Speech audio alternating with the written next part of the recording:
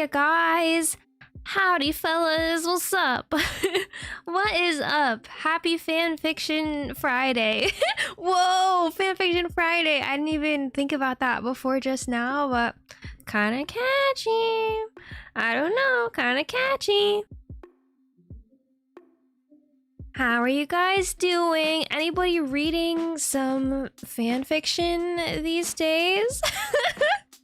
Anybody consuming the forbidden fruit these days? I know I have.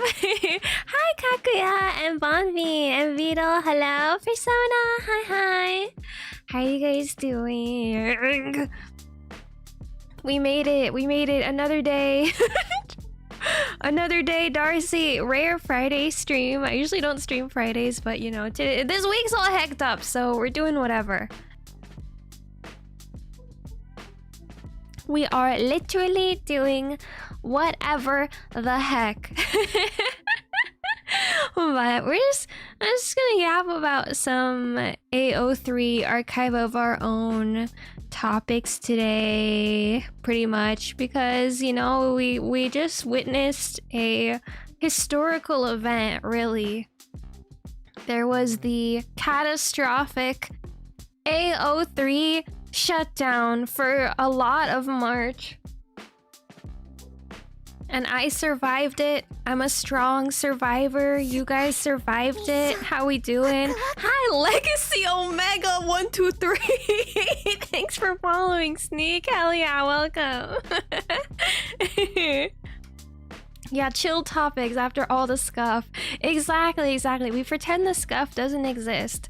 Only fan fiction. You know, honestly, it's like me and AO3 were going through scuff together, right? Like everything on my stream was dying and not working, and also the AO3 server wasn't working. So it was like, spiritually, that's my that's my twin flame. AO3 is my twin flame.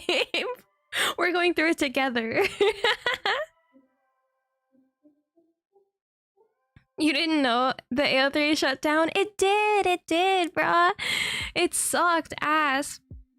Luckily, I wasn't in the middle of a fanfic or anything when it was happening.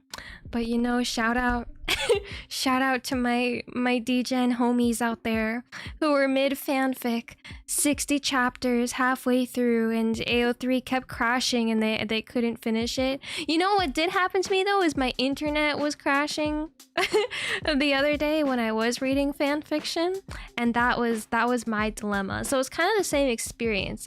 But then I just because I read it on my phone and then my internet died halfway through. But low-key, if you just turn off Wi-Fi, you can use data, and then it's not really a problem.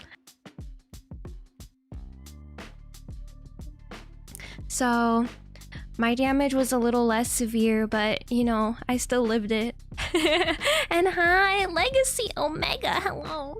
This is why you should always download your favorite fics. Yeah, I was gonna mention that, guys. This is a sign to download your fan fiction, seriously. Especially if there's fics that you reread, you've read more than once, and you know you'll want to read again and save them. You don't know what could happen, bro. AO3 could shut down for a month, or maybe there could be like an accidental server wipe and they lose a ton of information, and you know, you never get your bookmarks back, or you never get your fanfiction back. Anything could happen. It's not safe out there.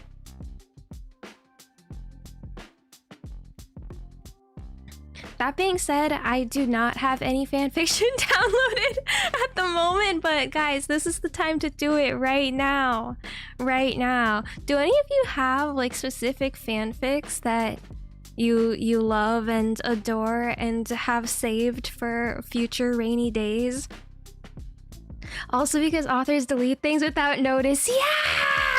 Yeah, that's true. That's happened to me also. And obviously, like, they're allowed if they don't want to have their work up anymore, but sometimes, like, that fanfic could cure a part of my soul, bruh, and it's just gone, and I've lost a part of myself with no warning, and how are you gonna get it back? You can't, unless maybe someone else backed it up and posted it somewhere else on the internet. It's just very, very tricky stuff, bruh. Yeah, exactly. You've had to do that, Beetle. Once had to hunt for a fic through the internet archive. Bruh, exactly. Dude, I've only ever really downloaded fan fiction for plane trips. For long plane rides. They've come in clutch, bruh. They've come so in clutch. And full disclosure, I read a lot of Attack on Titan fan fiction exclusively. But recently I've been reading some other things too, but all I've ever downloaded is Attack on Titan fanfiction on the plane, and sometimes it's out of desperation, like I'm in the terminal about to board the plane, and then I realize last minute I don't have any BL for the next 13 hours, so I download something really fast. And it's come in clutch every time. The thing is, I always have a plan when I go on a trip. So I'll bring physical books, usually 2 or 3 physical books.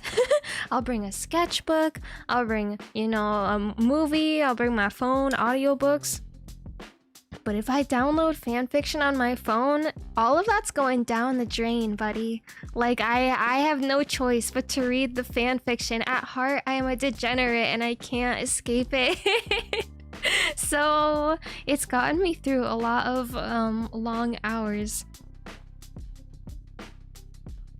Expanding your horizon is nice. You might find some gold fanfic out there. Yeah, I know. I do try. The thing is, I have to really, really love a pairing. My ships don't even make sense to me though at this point. Like, a lot of my ships I've just loved for the past like 10 years and they've just followed me and they haunt me. I really only read 3 or 4 couples on Archive of Our Own, but I've read like every single scenario possible between them, because once you find the dynamic you like, that's it.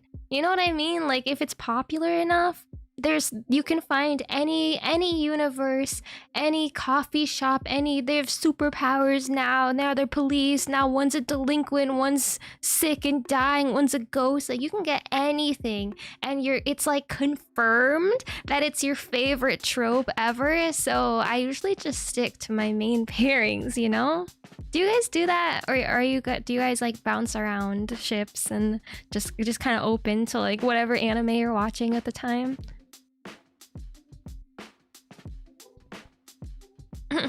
You declined to state your fandoms. That's so fair. I'm also gonna be a little vague, but I do definitely read the Attack on Titan ones. I'll let you guys know that. I've already said that before for sure. What's great is getting into a new series and seeing the same dynamic in a new ship. Yeah, I do really like that. How do you guys feel about fan fictions where the ship is like real? Do you know what I mean? Where the ship is like actually established in the anime? Because I've been reading Danme's, which is it's like boys love novels, right? But it kind of feels like fan fiction, It's an actual book, so maybe that makes me illiterate, but in the end, it's just a long ass slow burn between 2 enemies to lovers, usually something like that takes you like a week to read. And I get the same high that I do reading Danme's as I do reading fanfic, although of course Danme's are maybe a little more polished sometimes. Not all the time though, because some fanfiction guys are like hella well written and thought out, and they're like 500 chapters long, and you're like crying and sobbing by the end. So they're out there. I'm just saying, with Danme's, the actual book that's intended to be your little dose of romance, like it's already all there, But sometimes, because those exist, and there's one ship I really like in Modazushi. It's like really popular at Danmei, but the whole story, it's a canon event where these 2 guys fall in love with each other, and it's like perfect. So I started reading fan fiction, but I'm kind of like, I already have the perfect rendition of my greatest love story of all time, like nothing can really beat it. So I don't. It's a little. Whenever I read the fan fiction, I'm like, I could just be reading the real book, bro. I've been trying and failing. Trying and failing, but we'll see. Maybe I just haven't found the right fanfic yet. It's hit or miss, depends on the fandom. I could see that, yeah. I could see that. Maybe if like there's not a whole lot of content for a canon ship in an anime or something and you want to see more, then fanfic would be good. Or I think it's good if it's like a really drastically different plot. Like if you're reading a fantasy and then the fanfic is maybe like modern day. Something like that I think is interesting. But my lawyers advised me to not state my fandoms. Fair. You guys can be vague, just like general ships, tropes, etc. Sometimes canon ships are the most bastardized.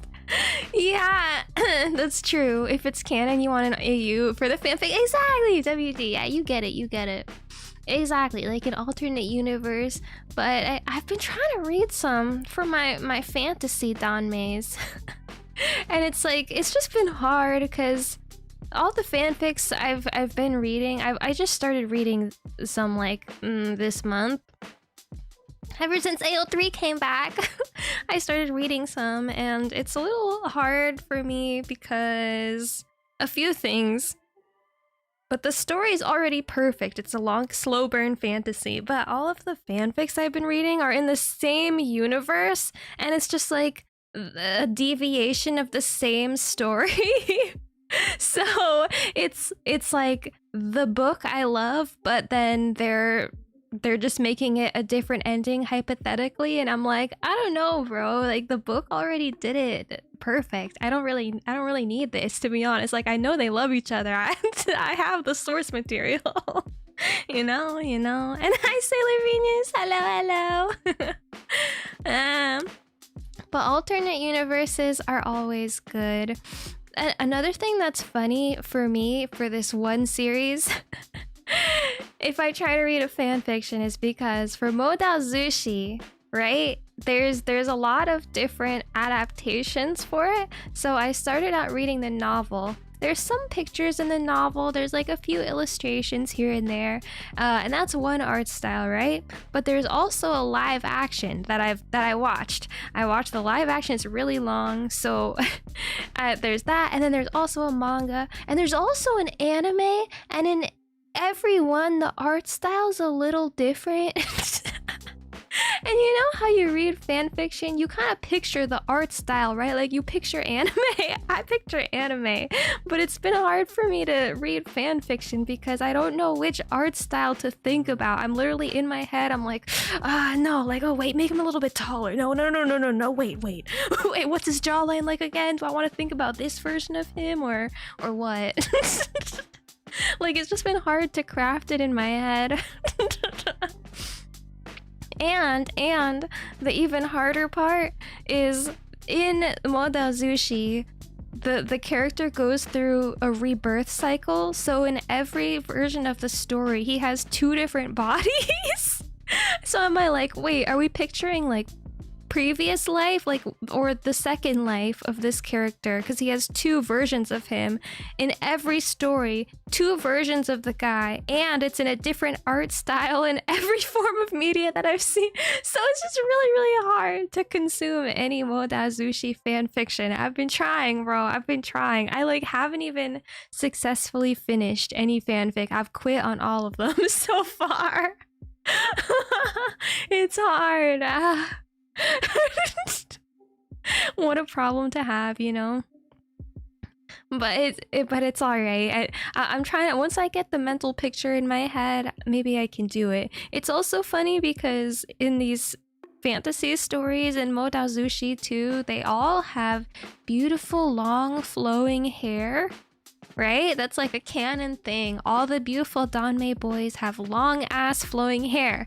And so if I read a fanfiction where it's an alternate universe, they're like a lawyer or something, I'm like, okay, I'm picturing a beautiful Bishonen man with long flowing hair who's a lawyer, and all the lawyers have long flowing hair. Like, it's just too funny. It's just too funny for me to imagine. So it's been, I don't know if it'll work out, bros.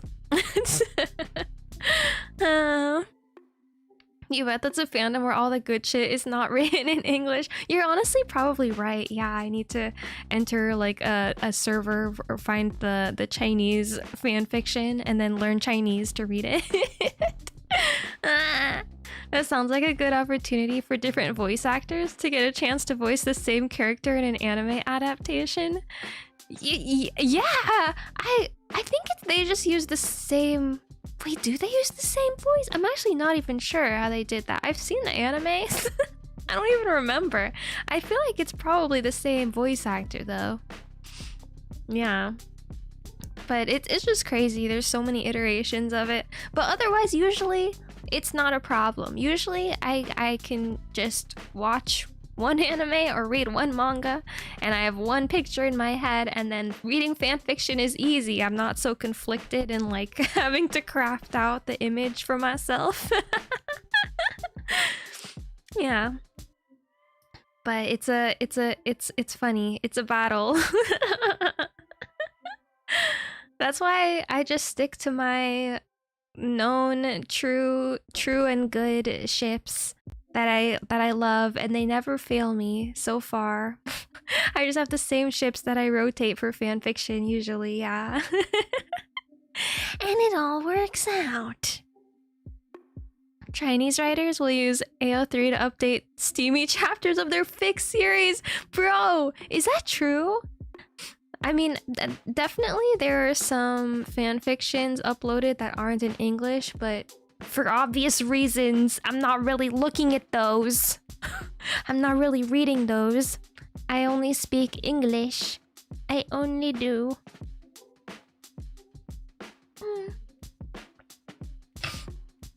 And there's like an infinite amount, except for some niche animes. Like if you pick a popular ship, there's like an infinite amount of scenarios, which is really good. You can pick your favorites over the years and read them over and over. But for niche animes, it's a little harder to find fan fictions. I have one anime that I will keep a secret because anyway, there's one ship I like that's pretty niche, but whenever I go on AO3, there's pretty much no fan fiction. Like, I think I've read every single one possible for this pairing. And I've become sort of a freak about it. Like, once in a while, I'll check the tags to see if there's a new fanfic, and if there is a new fanfic, I comment, which is wild because I never ever comment on anything. Really, I'm just not a commenter. It's not in my bones. But if I see someone write this ship, I'm like, oh my god. I'm like that's my brother. I'm like parasocial towards them. I'm like, oh, they get it, bro. They get it. And I want to encourage them to continue, you know? So even if it's not a good fic, like I can't even see bad writing because I love the ship so much. I'm like, please, I can't believe someone's writing this in this year. I love you. I love you so much. Yeah. If you're in certain fandoms, you'll see it often. Or, oh, where there's like different languages. That's so interesting. I feel like I've definitely have seen it for the Danmei ships, like, different languages or Chinese, yeah, but I've just never clicked them. And hi, foolish, you're so cute, Darcie. Thank you. You know who's also cute is the anime boys in the fanfictions. Not as cute as them, bro. Not as cute as them. But I do need to download some of my favorites for sure. It's funny, I don't know if you guys have specific tropes you go for every time. I want to talk about tropes later. I'm gonna do a tier list actually. I think that's a good way to talk about tropes, but obviously I go for enemies to lovers. Obviously. I also like neighbors. Neighbors is a really good trope for me, especially if one of them's like an angry neighbor. that like slowly falls in love with the other neighbor. I think that shit's epic. I love it all, bro. I love it all. Fake dating. Oh yeah, that's a good one. But I love fake dating or like arranged marriage. I was actually just reading an arranged marriage one like yesterday. It's so fun. It's so funny, especially if like neither of them like each other and they're like like, well, I guess we'll do this for the gig, but we don't really need it. And then they like realize they like each other. Yeah. I eat it up. I'm glad we're all Delulu. But okay, yeah, anyways, I just wanted to show you guys what we've been going through for context. If you haven't seen that AO3 was down for a while, this is what we've had to live through, bros. March 1st, we're continuing to investigate reports of slowness and errors to load AO3, including errors saying that AO3 is down. I think I only noticed this a few days into March. I looked up one fanfic and it was like, error 404, and now it's just the beginning, bros. There's so many posts after that. It was just day after day. AO3 is currently down. We don't have an estimated time return. Oh my god, it's so dire, bro. And it happened over and over and over. You're a trash enjoyer. You like tsundere childhood friends. Dude, childhood friends is good. I like it if it's childhood friends and then they like reunite as adults or something. Like they haven't seen each other for a while, but then now they work together in the same office or something and they recognize each other. Something like that. Or it's like maybe one of them gets like a girlfriend or a boyfriend and as an adult, and then the other one's like really jealous now.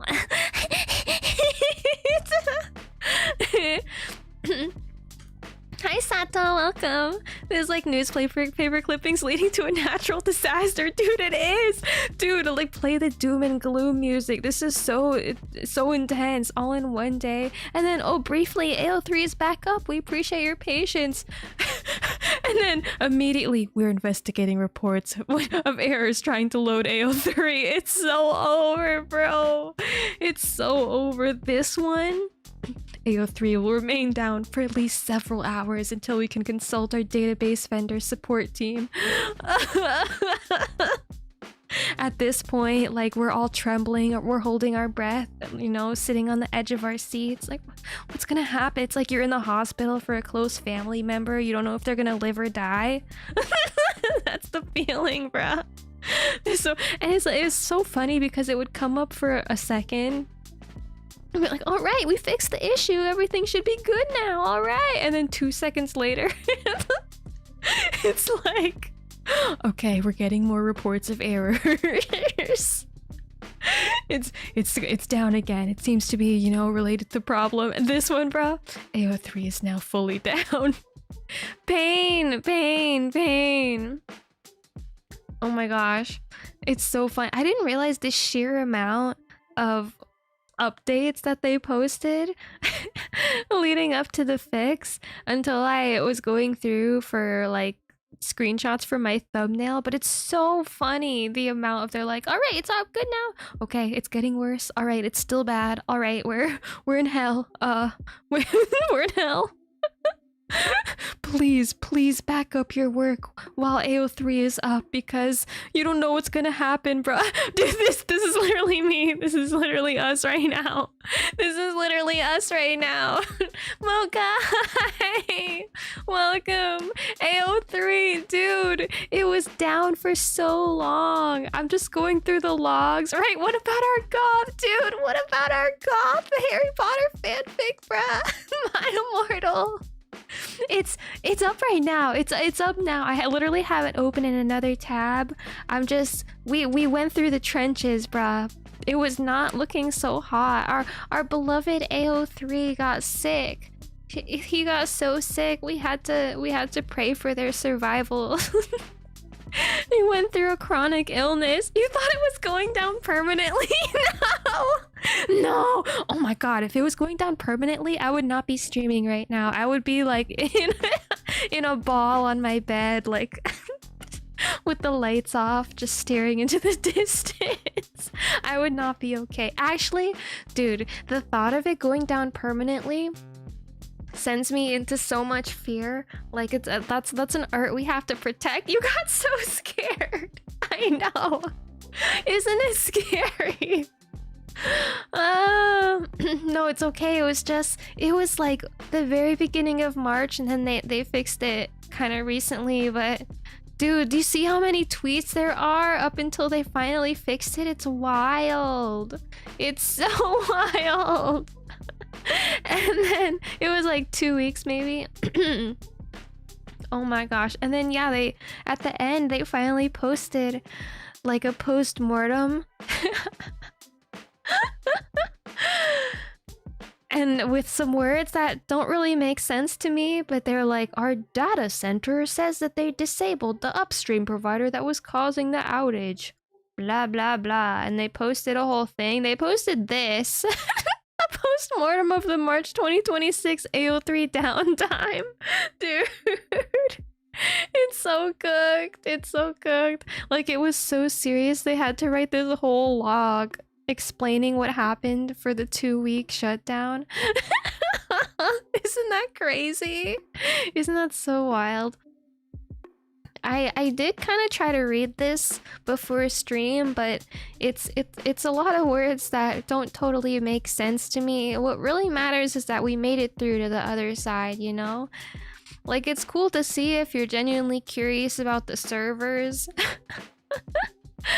But yeah, I know those are a lot of big words, right? Like I was like, yeah, I'll read this before stream and then I'll convey it to you guys, but I simply cannot. Unfortunately, I simply cannot. It's gone through so much. Just know our poor AO3 has been sick. So very sick, and she's made it through a long hard battle with the terminal illness, but she made it out to the other side and she's cured. Wild, the month-long plague, dude. Yeah, the dark age, so yeah, we have to download our bookmarks, guys. We have to download the things we bookmarked. We do. One of the first ones that I'm gonna save, like right now. I'll tell you guys one fanfic, okay? One fanfic that might be my favorite Attack on Titan fanfic ever. It is an Aaron Levi fanfic, but it's one where Levi's a chef. They make Levi a chef very, very often. I've seen this a lot. They make him like a professional French chef, right? And he's divorced. He's working at his bestie's restaurant, and then Aaron moves in next door. And he just kind of like, he hears him singing next door, and Aaron, like, he works at a coffee shop. Yeah, coffee shop AU, my favorite. And he's like a singer. He plays guitar and he has a beautiful voice and a cat. And then Levi keeps like seeing his cat and hearing his voice, and they run into each other in the halls and stuff. and they just like slowly end up becoming soulmates. But it's so good, bro. It's so good. That's gonna be one of my first saves. Save as a PDF, add to Google Drive. Yes, of course. I feel like you don't even have to do that. I guess that makes sense though. I was gonna say you could just like copy paste it, but I guess it'd be a lot of work to to copy paste like multiple chapters. But yeah, save as PDF, so easy. Save to the cloud, brother. Save your ships to the cloud, please. Like medieval monks copying the classics as the lights go out. Seriously, dude. Seriously, it's that serious. Copy and paste full text into an email, send it to another email. Whatever works, man. Yeah, send it to your boss, send it to your family, your mom. Tell them to keep it safe too. Whatever helps, whatever you gotta do. It's rough out there. But yeah, I am really glad they fixed it and they're taking it seriously too. But yeah, I wanted to do like a tier list for AO3 tropes to celebrate AO3 coming back online. We can talk about what type of tropes we like, you know? This is one that I found. And there's a lot of categories actually. It's like there's a list down here, and it's like, yeah, I would die for this trope. I love it, like it. Only like this trope for one very specific fandom. I've read one fic where I like this trope, depends on execution. Never read it before but wouldn't say no, or really depends, or like I hate it if it's bad, it's a no, or this trope can burn in hell. That sounds fun. I think that sounds fun. Wait, can I make this? Here, I can make this a little bigger. But yeah, I think let's just go through some tropes, talk about some fanfics we like. Okay, first one, starting strong. First category is Mpreg. How do we feel about Mpreg, you guys? Starting off so strong. I don't know if you guys will like this, but I kind of dig Mpreg. It took a long time to grow on me, for sure. Like, I didn't like it until maybe a few years ago. But something about the Omegaverse really just has a hold of me at the moment. And honestly, like, Mpreg is beautiful, bruh. Mpreg can be beautiful. The thing is, I don't mind it, but I do get stressed if the fanfic revolves around like someone suffering from like pregnancy hormones and they're just in agony all the time, because I'm like, damn, that's like a little too real, you know? But I don't mind it if there's drama around it. Like one guy gets pregnant and he's like, I can't tell him. He's gonna hate me. He's gonna be so mad. He's hiding it. Like I care more about the drama than actually seeing the child be birthed. Really?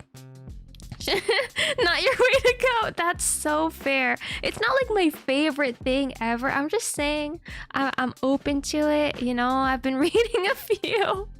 If Mpreg with the guy experienced periods afterwards, honestly, I feel like they never experience periods in a fanfic. I feel like they never do, and I'm kind of okay with that. Like, periods suck. I don't really need to hear about it, you know.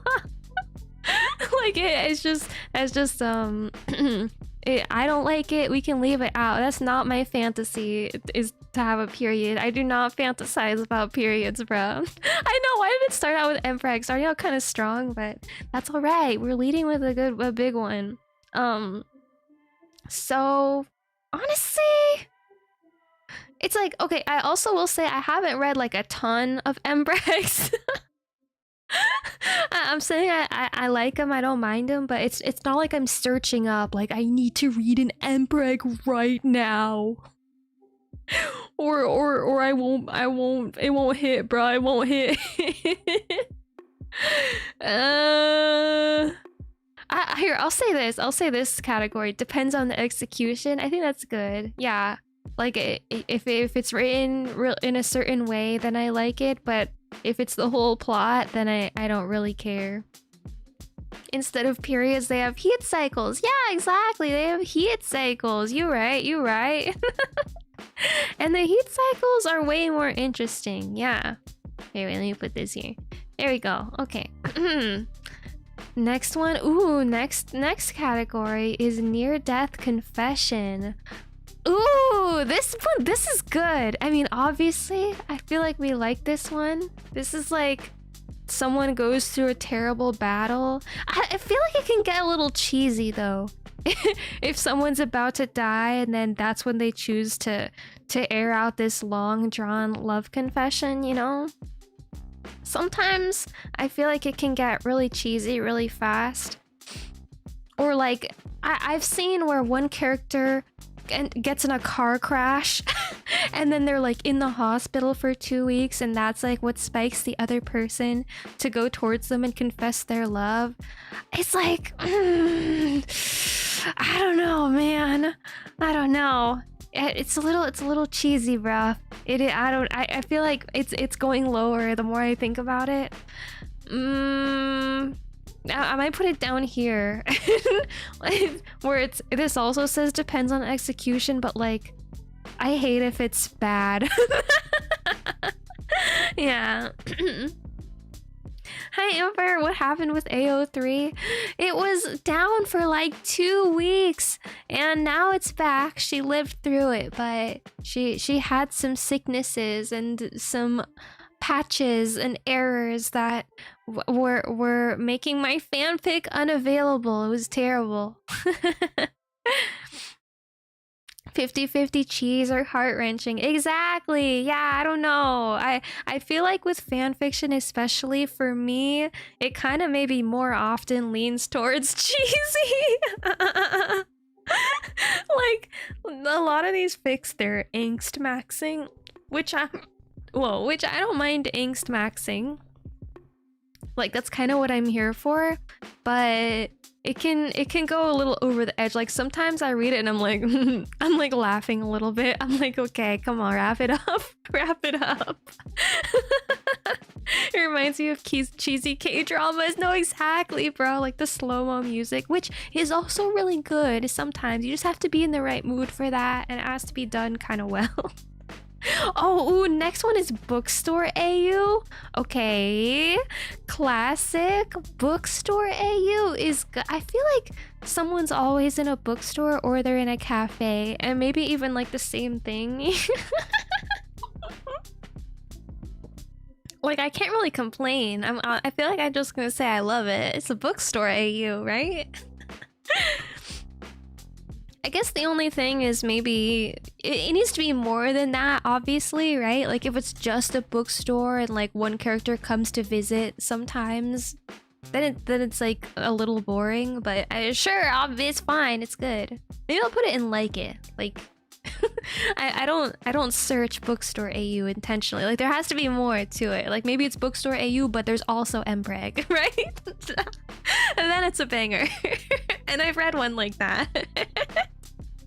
Anyway, next trope, idiots in love. Wait, okay, I'm trying to think of what this would mean specifically. I feel like this must be they're both oblivious, is how I'm interpreting it. Like, they both don't know that the other likes them. I think that can be good if that's true. I feel like this is kind of vague. But if that's what I'm thinking of, like neither of them really know what's happening, then it's kind of peak. Yeah, peak. You personally can't romanticize retail life. Dude, that's so fair. That's so fair. If it's too close to my reality too, I get kind of cringed out. I'm like, okay, next anyways. Next. That's why I can't read the period ones. Anyways. Idiots in love. Like, there's nothing bad to say about that, really, I guess. Unless there's a ton of misunderstanding. That's true. Yeah, if it's miscommunication, dual unrequited love, or simple slow burn. Okay, that's true. Honestly, if there's too many miscommunications, I do get pissed off. I used to have a higher tolerance for that type of thing, but these days, bro, I'm like, I need plot. I need more specific plot points to be frustrated over. I don't just want them to overhear a conversation and then misunderstand it and block the other person for 2 weeks, right? Or like get another boyfriend and ignore them from some stupid miscommunication. That shit annoys me so much. That annoys me so much. Or if they just spoke once, it would be resolved. Do you know what I mean? Because I definitely see that a lot in fanfic too. Maybe I might put that down here actually. Like, it depends on execution again. Like kind of mid-tier, because I feel like it can get annoying really fast. What are we ranking today's tropes? They're AO3 tropes.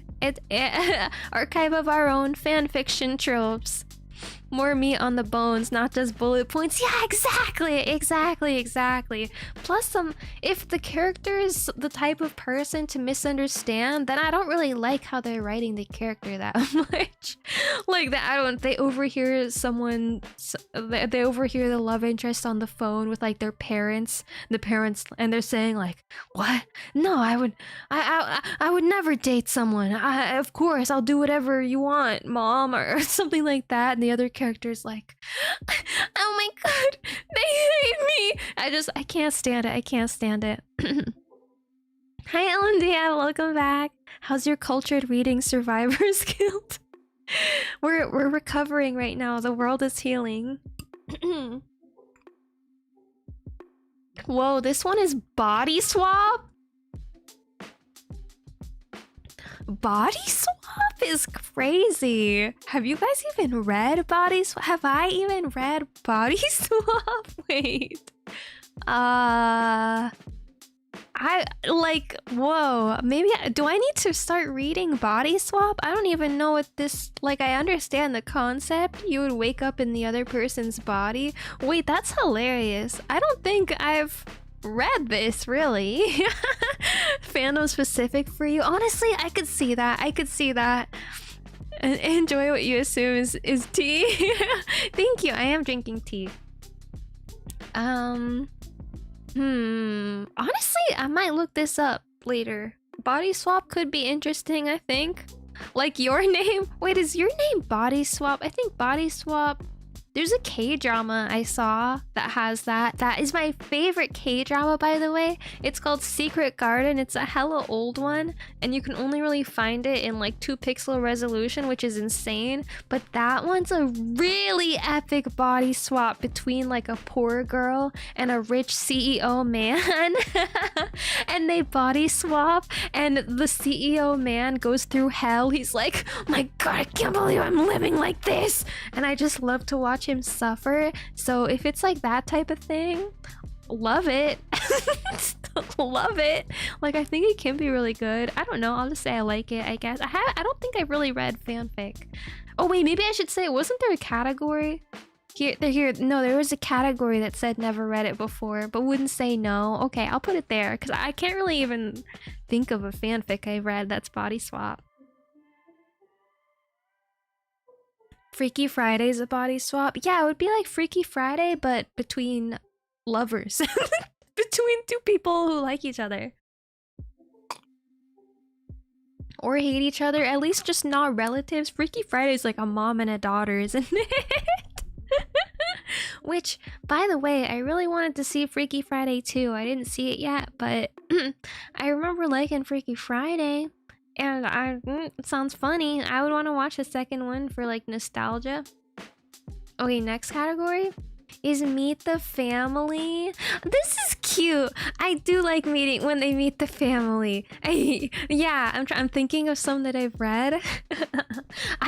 There's some I've read where maybe like one character ends up really drunk or something, and the other has to carry them home, and they end up like meeting the parents while they're there, or like having breakfast with the parents while the other's still asleep or something.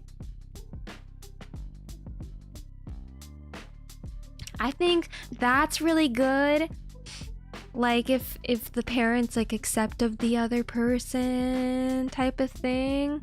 I think it's worse if the parents hate the love interest. Which is also a trope sometimes, where the parent absolutely hates them. I kind of have a feeling that's not what they mean by meet the family though. I feel like that's more like being hunted by the family. Especially when the family is accepting. It's good. Yeah! I like it a lot when one character maybe doesn't have a good past, or his backstory is like he doesn't get along with his parents, right? And he's just like a rugged guy, like doesn't know the meaning of family, but then he meets the other character's family and they accept him. I love that. I'll say I love that. Yeah, it's cute. Hi, Ruse, welcome. Hello. What's the title? AO3 Shutdown? It shut down for 2 weeks. to catch you up if you're coming in. It shut down for like 2 weeks and it's back up now, but we went through a long and terrible agony. Unless there's turnover later, you hate it when they're not accepting. Same. I do. It just makes me uncomfortable. I feel like that also gets a little too real especially if it's just like a modern setting and it's like, oh, let's meet my family and they're homophobic or like they just don't they don't like you. Then I'm like, oh, okay, now I'm just sad. It has to be really dramatic. Like either they like them or if they absolutely hate them, that's okay if it's for plot, you know what I mean? It just has to be something. Yeah.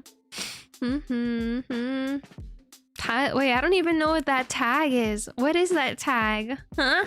What does that mean, Tyler? It reminds you of one of your cousins who's having a play fight with her sister. Oh my god. Piss mom off. Oh my god. What? Racist mom L? Yeah, that's annoying. We hate that. How are you? How was your weekend so far?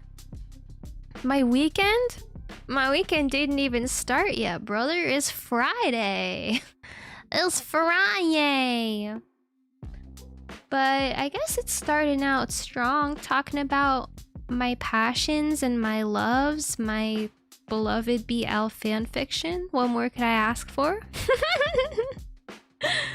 Okay, so next trope we can talk about... Okay, bro, this is gender swap? I also would not read this. Like, I just feel... I don't think I haven't read this. I don't think really as a fanfic, and I don't think I would read this because I'm reading BL. Usually, I'm kind of always just reading BL, and the point is it's BL. So otherwise, I wouldn't. Otherwise, I'm just not interested. I don't think it's a no for me.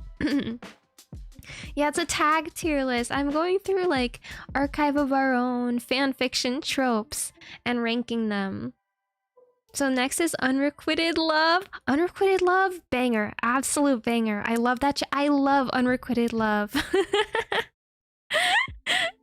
You can have Yuri in your BL. What are you thinking? Oh, but gender swap is like the characters. Wouldn't it be like hypothetically I'm reading a fanfiction about like Levi Ackerman, but he's like a woman? Wouldn't it be that? I feel like I want it to be the character it's intended to be. You know what I mean? Like I can't. It's like then it becomes like an OC. I feel like, or like a different character. So I can't. I wouldn't do that. My fanfiction has to be authentic. No, I'm kidding.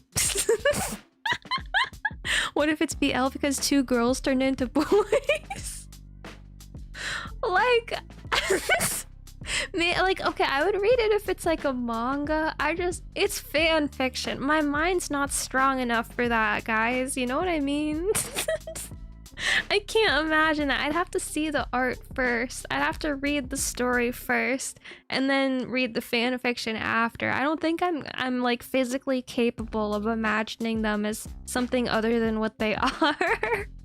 Unfortunately. But anyways. Yeah, you want everyone to be themselves. Exactly. Same. Yeah.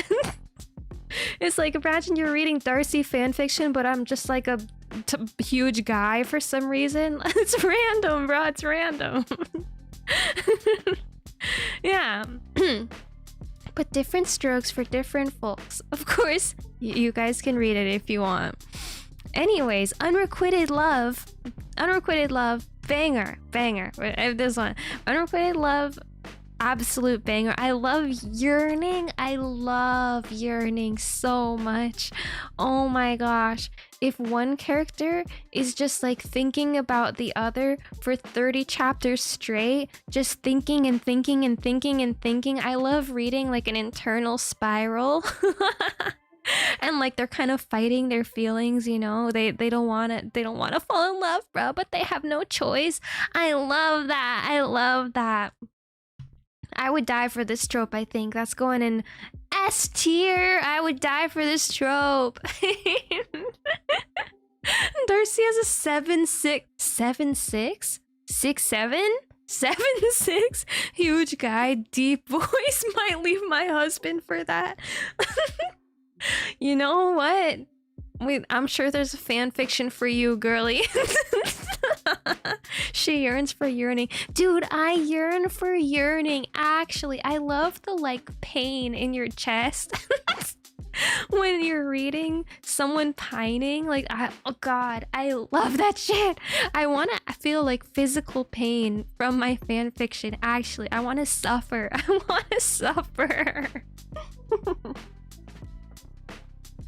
I really like I don't know if this is problematic, but I really like when one of them is already in a relationship and then our main character develops a crush on them even though they're dating someone else, right? And then they end up leaving them for your character. I dig that so much.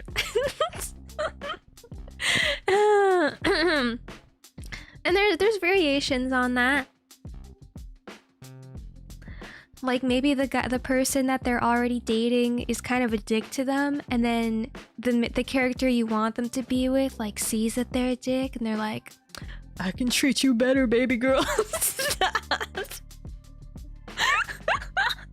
Or they just agonize over it, you know what I mean? Stuff like that. I like that.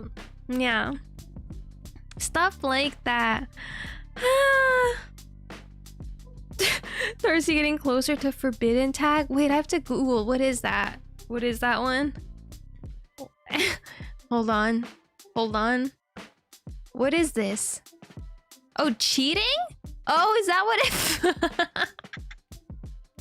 I don't know that one. Is that on the list? That's kind of what I said, basically. No way you didn't know. NTR. Bro, I guess I don't. I don't know my tags that well. I'm learning. Okay, well that means I don't read it because I didn't know the tag. Yeah. You can't tell if this is sadistic or masochistic of you. You're surprised.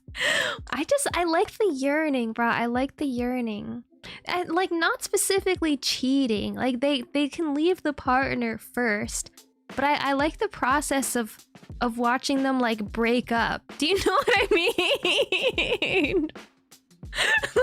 Like they're with someone and then they realize that's not the person for them. And then they end up dating the actual main character, right? And it's drama, it's tension, yeah.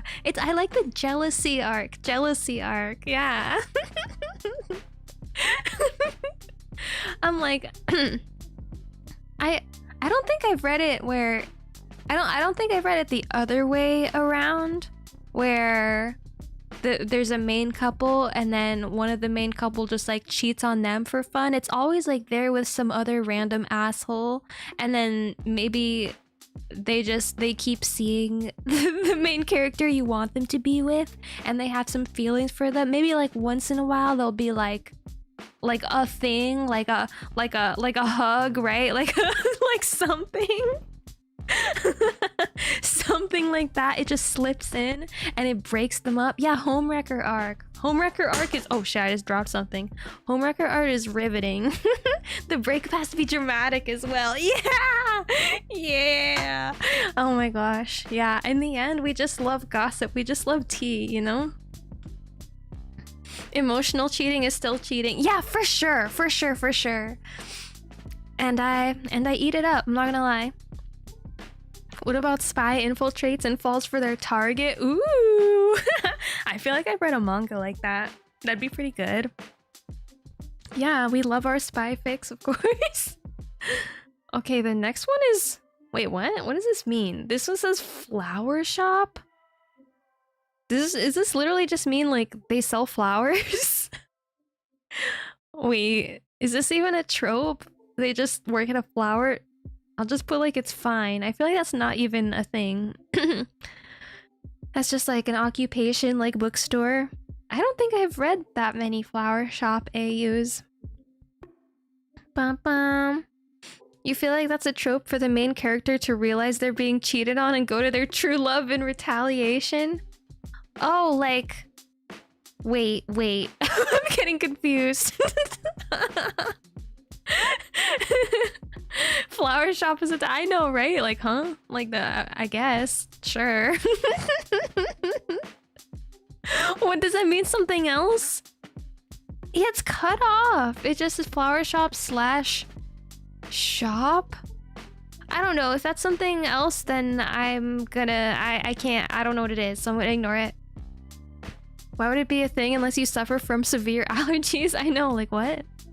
Anyway, next one is miscommunication. Oh, this one's cut off a little too. Miscommunication, I mentioned a little. Sucks ass. This trope can burn in hell. Miscommunication I hate so bad. Like just speak. Just speak. Sometimes I get it. Like it depends how well it's done, you know what I mean? If the misunderstanding is something reasonable, like maybe there's like real trauma, or like one guy's divorced and you know they think he's hung up, or like they think he has feelings for someone else but he doesn't, like there's misunderstandings, I think that's okay. But if it gets too crazy and wild and like they're crying in the rain for 3 chapters because one of them overhears a phone call, then I'm good. Then I'm good. So I'll put like really depends on execution kind of towards the bottom. Yeah, if there's 0 progress, exactly, like it's slow for no reason, I'm okay. I am okay. Yeah. And hi Christian, welcome. Okay, anyways. Oh, next one? And they were roommates? Banger, absolute banger.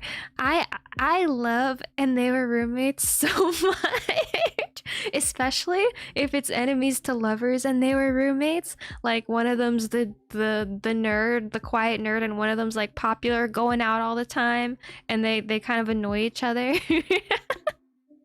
Yes! Opposites attracts roommates. I would die for them. Yes. OTP. I agree. He's a millionaire. Oh wait, you're telling a joke. How does the Easter Bunny afford to deliver so many baskets? He's a millionaire. Thank you. Yeah, forced living quarters is so kino. I agree. It's so good. And then, oh my god, it's always like one of them's on one bunk, right? Or like maybe one of them comes like kind of drunk home one day, or one of them like brings a girl, one of them's out all night, and the other one's questioning like, where are they? Are they with someone else? Like, and you get to know everything. You see what pajamas they wear, you see what movies they like, and it's like forced. Forced falling in love. Oh my god. It's so good. You need to find a fic that has all the top tropes. Yeah! I could probably name one. Maybe. We'll see. But yeah, it's fun to see the clarification between characters. Clarifying miscommunication. Yeah, it depends. That's what I'm saying. It does depend on, like, execution. Yeah, there's one I was reading literally this week that was kind of miscommunication-y, and it was good, but it's like it's just hard. It was good because they misunderstood their own feelings. Like they both liked each other, but they were hiding it from the other person for different reasons. Like one of them was like, he'll never like me because he doesn't want to fall in love with anybody. He's just like a playboy. And then the other guy who's the playboy is like, I can't tell him I actually like him because he deserves someone better than me. And it's like, okay, bro, I get it. But then it went on for like 4 years. And I was like, oh, come on, we could clear this up a little, honestly. Like it was really good. I was riveted, but at the same time I was like, guys, you can just confess. Like it's not that hard. Is it Easter already? Wait, is it actually Easter already? It's in April, isn't it? Whoa, it probably is pretty soon. That's crazy. Or one of them walks in on the other while they're doing something for the roommates one, right? Dude, yeah. For some reason, this would never happen in a real dorm, by the way. Like I feel like that's so disgusting if it's in an actual dorm, but in fan fiction, yeah, one of them is like, you know, it has to go to the bathroom, and the other like hears them or something. It's kind of crazy, Totally unrelated, but did you watch Wuthering Heights? Oh my gosh, no, I didn't. Wait, I was actually waiting for it to come out on streaming services because no one wanted to go see it with me. No one wants to watch it, bro. And to be fair, I kind of get it. Like maybe there's a bit of a casting mismatch, and who knows if the movie's that good, but I do want to watch it. I'll probably watch it on my own when it comes out on streaming service. Yeah. Okay, next one, Western AU? What does that mean? Like American?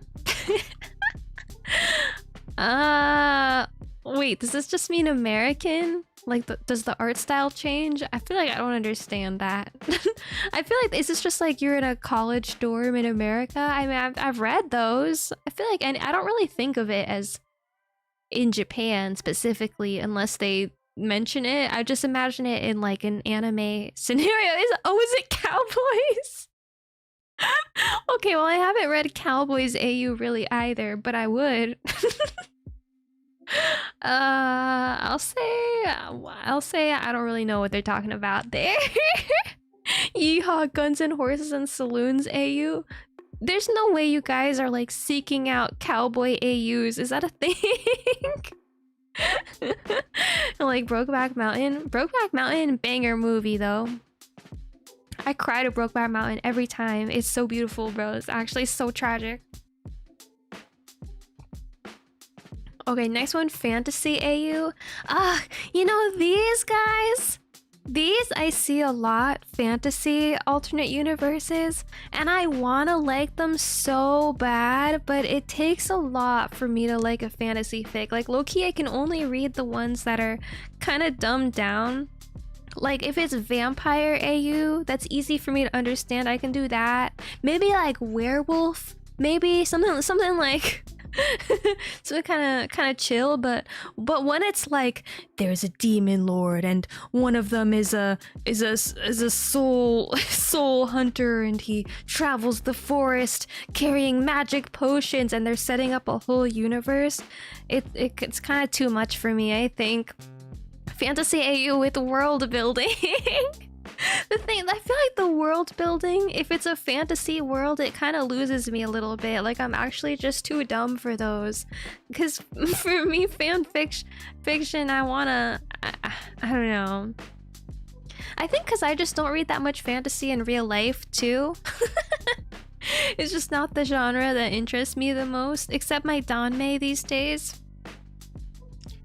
Which is why I have been trying to read fanfiction based on my Danmei, and those by default are fantasy. So since I think the Danmei fantasy worlds I understand, when I read fanfiction for those, I'm like, oh, okay, I know the world already, but I do have trouble if it's a really complicated fantasy game. Yeah, like sitting down to read Game of Thrones. Exactly, bruh. Like, it's just a lot of brain power for me just trying to read my enemies to lovers, you know?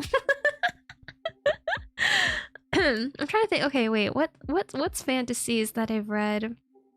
Fantasy fan fictions. It doesn't help when you start confusing parts of one fantasy world with another because they feel so alike. Exactly. I just get kind of lost. What about Harry Potter AU? Whoa, that'd be crazy. I haven't read that before where it's like my anime characters in the Harry Potter world. You know what?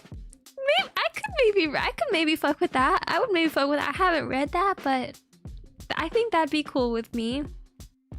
I think it just has to be a fantasy situation that I already understand and I don't have to learn anything at all. Yeah, but I have read like where there's spells and stuff, like, you know, or you know, like they've been hit with a curse, that type of thing. I can understand.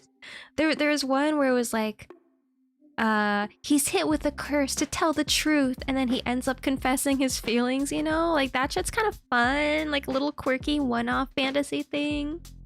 That's pretty good. Yeah, you just want to feel your heart flutter, not remember lore. Exactly. Okay, I'll say...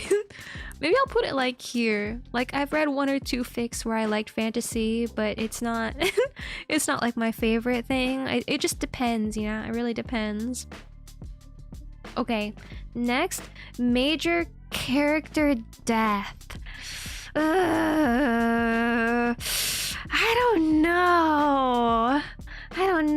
Major character death. It's kind of rough. Like, who's dying, right? It depends, like, how big a part of the story it is, I guess. I think I don't know if this is a huge trope even. Like, most people writing fanfic aren't like, I'm gonna kill everyone. You think boo? Yeah, honestly, like, sometimes they'll make like maybe a mentor or a teacher have died and it's like sort of a plot point they bring up, and that's okay. But if it's just for added drama for no reason, like it's like 10 chapters, we're in mourning, I can't talk right now, I can't date anyone right now, I'm mourning the loss of this character, like I'm just depressed, I don't know, and it kind of drags on, I feel like. It's a pretty big trope. You click exclude on that tag. Yeah, right? Yeah, it really makes you cry. It's good, but it doesn't make you cry enough, then it just sucks. No, yeah, exactly. I feel like it can be kind of random pretty easily. Like, I do not seek out character death. I don't know, yeah. Might put... might put it pretty low. I can't even think of a fanfic that I like that has major character death. I'm trying to go through my memory bank right now. So... maybe I'll put it down here. Like, it kind of depends, I guess. But I can't think of like a single fanfic that I've loved that has character death. You know? You think I just don't like long convoluted expositions for their individual fantasy systems? Yeah, exactly. It's just too much learning for those. But yeah, okay, we're gonna leave death pretty low. I don't know. I don't mind if it's like someone gets into an accident and then that makes them realize something, or like someone gets injured, they have to take care of another characters, but yeah, no fics where one of the main pairing has a terminal illness. Dude, no. I can't read those. I don't know if that's a trope down here. Wait, let me check. Is it? I can't do those. Like, those just make me so depressed. I don't... I'm just like sad when I read those. I'm here to cry, I guess, but not like that. Not in like an existential sort of way. Still, it's a bit too much. Okay, next is angst. I mean, angst is so general, like, sure, love it. Don't they all have angst? I feel like they all have angst. Okay, next. Detective AU? Ooh, that's kind of fun. I like a detective story, yeah. I think the bonus points if one is the criminal and one's the detective. I put it in like it. I feel like any of the categories where it's just an occupation, I'm like, yeah, it's good. Like, yeah. I need more info to determine if I like it, but yeah, I would read any detective thing. Coffee shop, kind of the same as flower shop. It is, right? I feel that way too. The names of some of these tropes are concerning. For sure. Okay, dark fic. This is also kind of vague, but I'm assuming this means dark themes, like, Like, okay, wait, let me look. I'm assuming this means like, you know, non-con and stuff. Dark fic? Dark fic. This could be anything. This could really be anything. This could be like, oh, as a child they went through some fucked up shit and now they're traumatized, or it could be like maybe they're caught up in some strange like debt collector situation. You know what I mean? So I'm gonna say it really depends also. Like some of these can be really riveting because it adds to the character's backstory, but some are just like awful. So maybe I'll just put it here too. It depends on execution. Yeah. Poor lighting fic. What does that mean? It's just words, bro. Wait, okay, I don't know what this means. Hold on, I have to Google this really quick. I don't know what this trope means. Huh? Am I dumb? Oh, what? Huh? It's 5+1 is the category. Often written as in fics as 5 times a character did one thing and 1 time character did the opposite thing. Is that really a format that's used often? Really? Oh. Do you guys what? Wait, I'm learning things. I don't even know. 5+1? Okay, I feel like I have seen some title formats like that where it's like, man, whatever, maybe it's like 5 times they fought and 1 time they saw eye to eye eventually. I feel like I've seen that, but not that often, huh? Yeah, right? You guys haven't really heard of it? Huh, okay. I'll just put like, I wouldn't say no, I guess. I'm like, sure. It's a super easy way to write a summary. Interesting.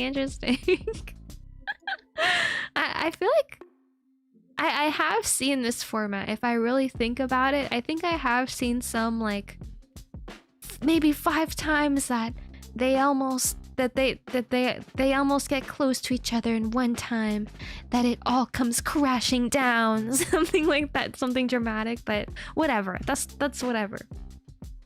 Okay, heist fic. Okay, same thing. I'm just gonna put this in like it's fine, because that's just like a trope.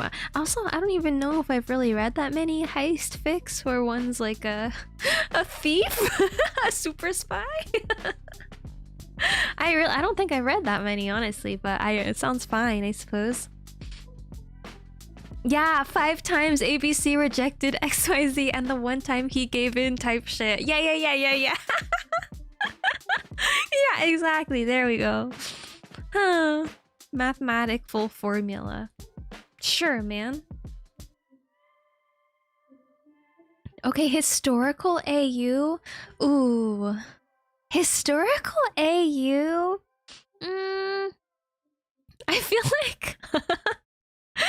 like this is sort of the same as fantasy for me. Which you know, might tell you how weak my brain is, but it just depends. If they're going really deep on like historical facts and lore, then I get kind of confused, or I feel like my brain's working a little overtime, but it can be good. Like, I think I have read some where it's more of a certain time period. I'll put it in the same category as fantasy. In the end, it's all big words, you know? It can be interesting, but it's rarely written with any accuracy. Yeah, that's also true. Like, how do you know what's happening? Okay, wait. This one, I think I learned on a different tier list we did. PWP? Yeah. Wait, I mean, it's fine, right? I think it's fine. Like, I feel like that's not what fanfiction's about, though. Okay, maybe it is, but like, real fanfic Real fanfic, there's a plot. Real fanfic, we're reading for plot content also. You know what I mean? It's like, if there's no plot and it's just spicy, it's like fine, I guess. But I don't like remember anything that I've read that's like that, because it's not like memorable. It's just there. Yeah. So whatever. Okay, arranged marriage based. Yes, arranged marriage. I would die for this trope. S tier, so good. I love these. We kind of mentioned this already a little bit, but arranged marriage is so fun, especially if the characters like both don't want it and they're like, I'll never get along with that guy. Like we have nothing in common. I don't know. It's kind of the same as unrequited. Or no, kind of the same as And They Were Roommates, right? Just like, yeah, forced close proximity thing where they end up having to like learn about each other and take care of each other and like see their family and pretend to like each other until they do like each other. Yes! S tier, S tier, S tier. Incredibly vague. Stop tier. Yeah. I'm glad we're in agreement. Arranged marriage is so fun, not very progressive. Oh shit, you're right. Guys, it's in fiction, okay? It's different. I like arranged marriage between people I know that are soulmates. I know, so it's fine. I have the secret intel that they're soulmates. If you think about it, roommates plus fake dating equals arranged marriage. Yeah! Basically, bruh. Perfect formula. Oh dude, how do you guys feel about this one? Ex-reader / self-insert fics. I actually cannot read self-insert fics whatsoever. I do not fuck with self-inserts. And it's totally okay if you like that. That's what fan fiction's for. It's a fantasy. But I really do not care to be any part of my fan fiction.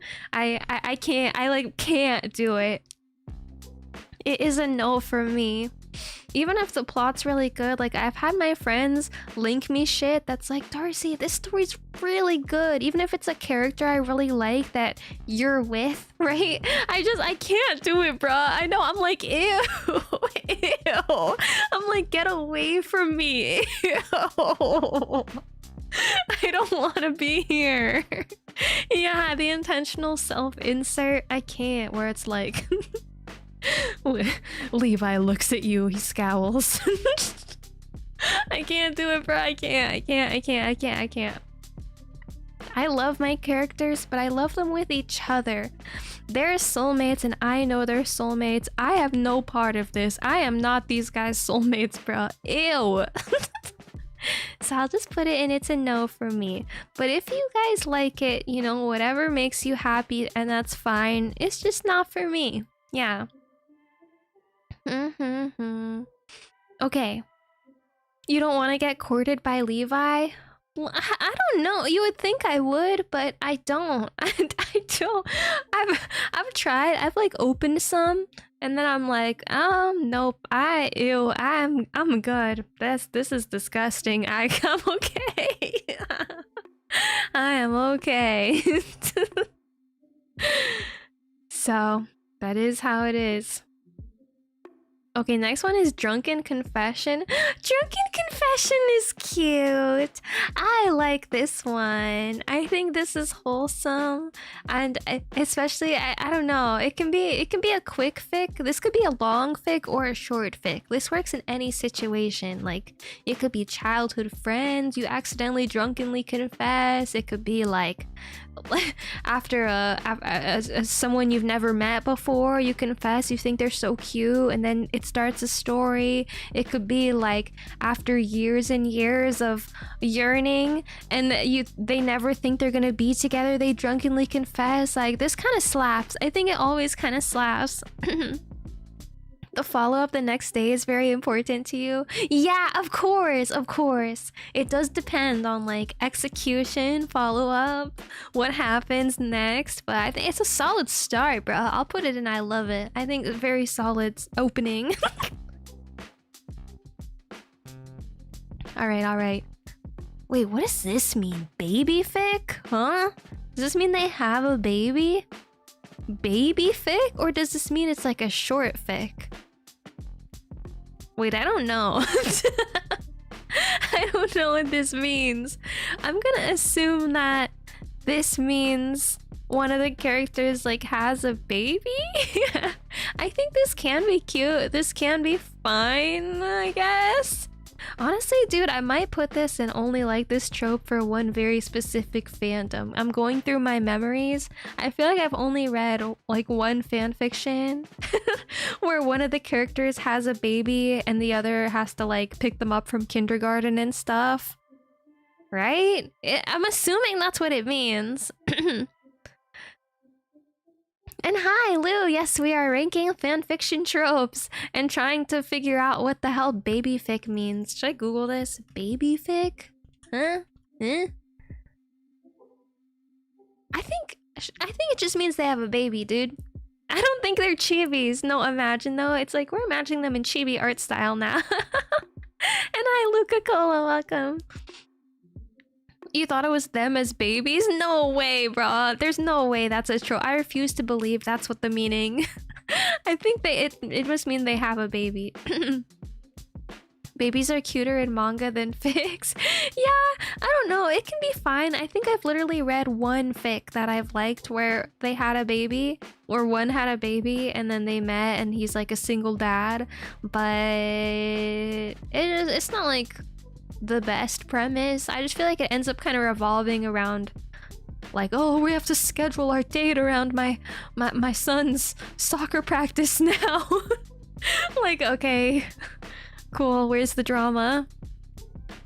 Or it could be someone else's baby they take care of. Oh, that could be fun. That could be cute. Yeah, okay, I see the potential there for sure. Okay, next would be hurt comfort. Hurt comfort. Hurt comfort. I think this is good. I think this could be good. This also depends.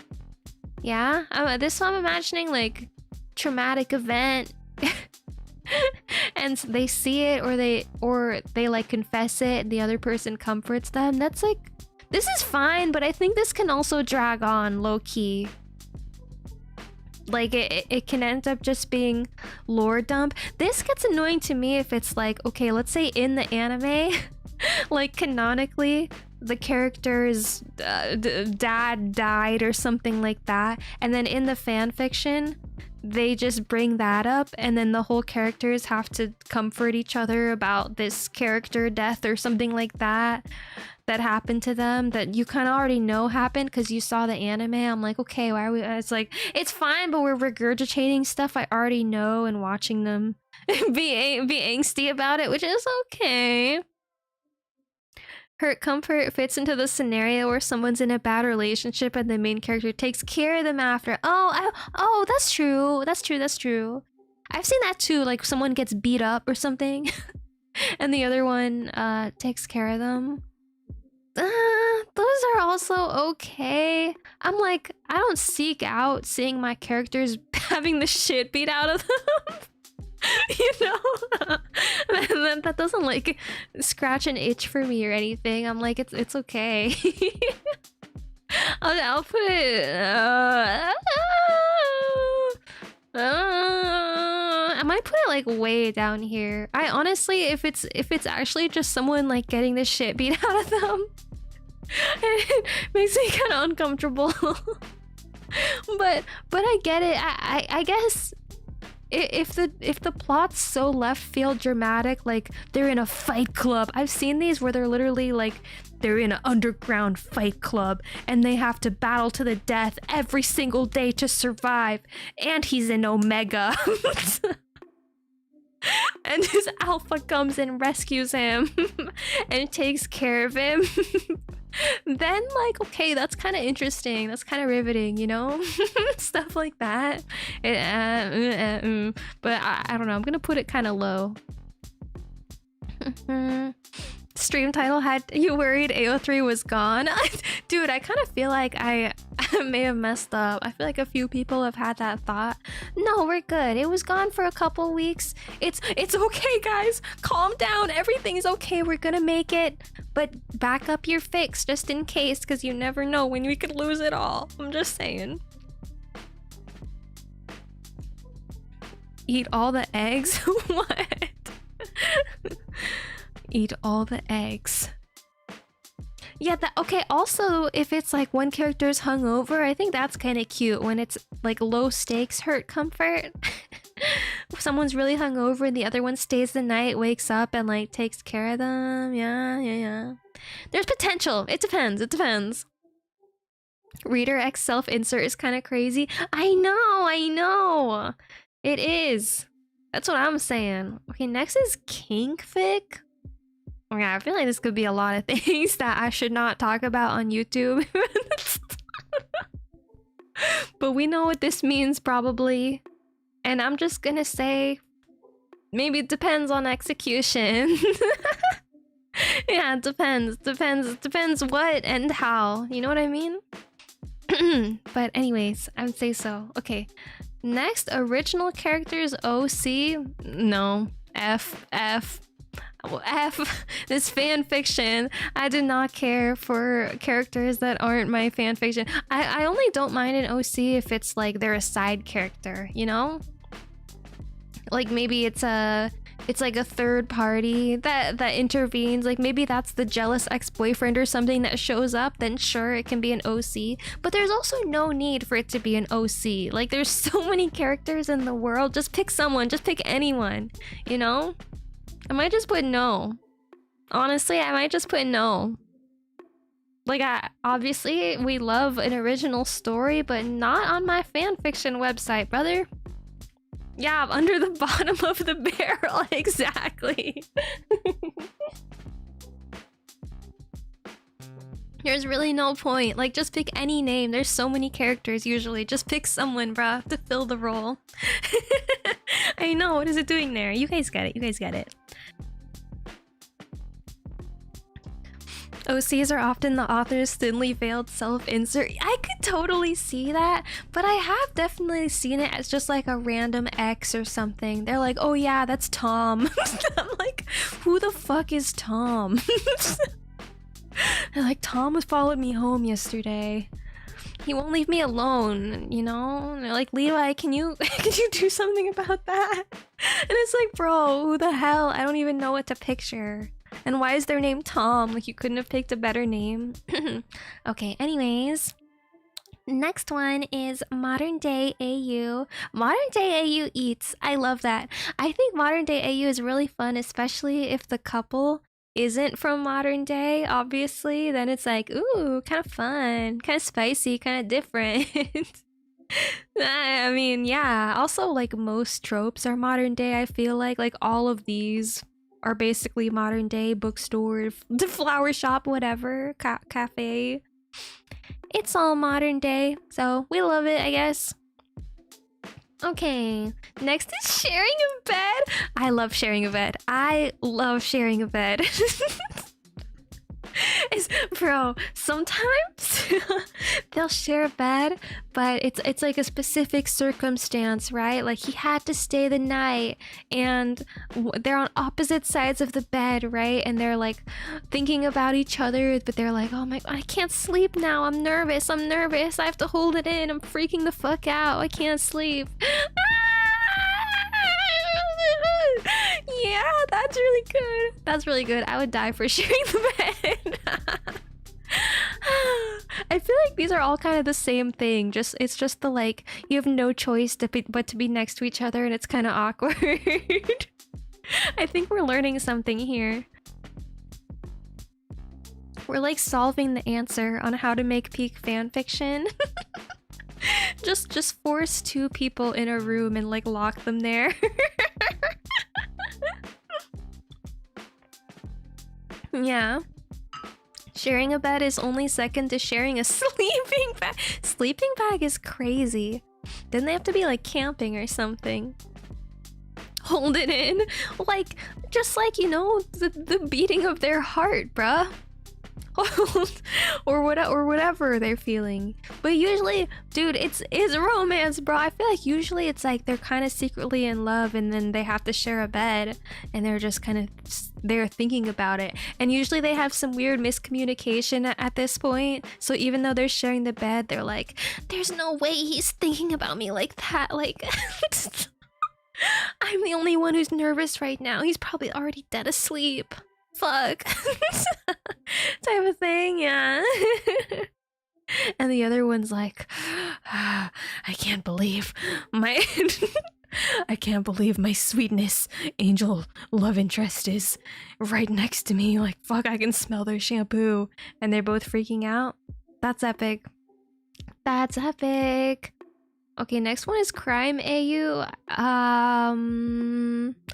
Crime AU doesn't really mean anything to me either. I'm just gonna put it here as in the professions. Like, it's fine, sure. I just need more info, you know? Like, what is crime, right? Is that a genre? Okay. Oh, this one I think is Omegaverse, right? ABO, Alpha, Beta, Omega. Guys. Wait, is it cringe for me to put Omegaverse and I would die for this?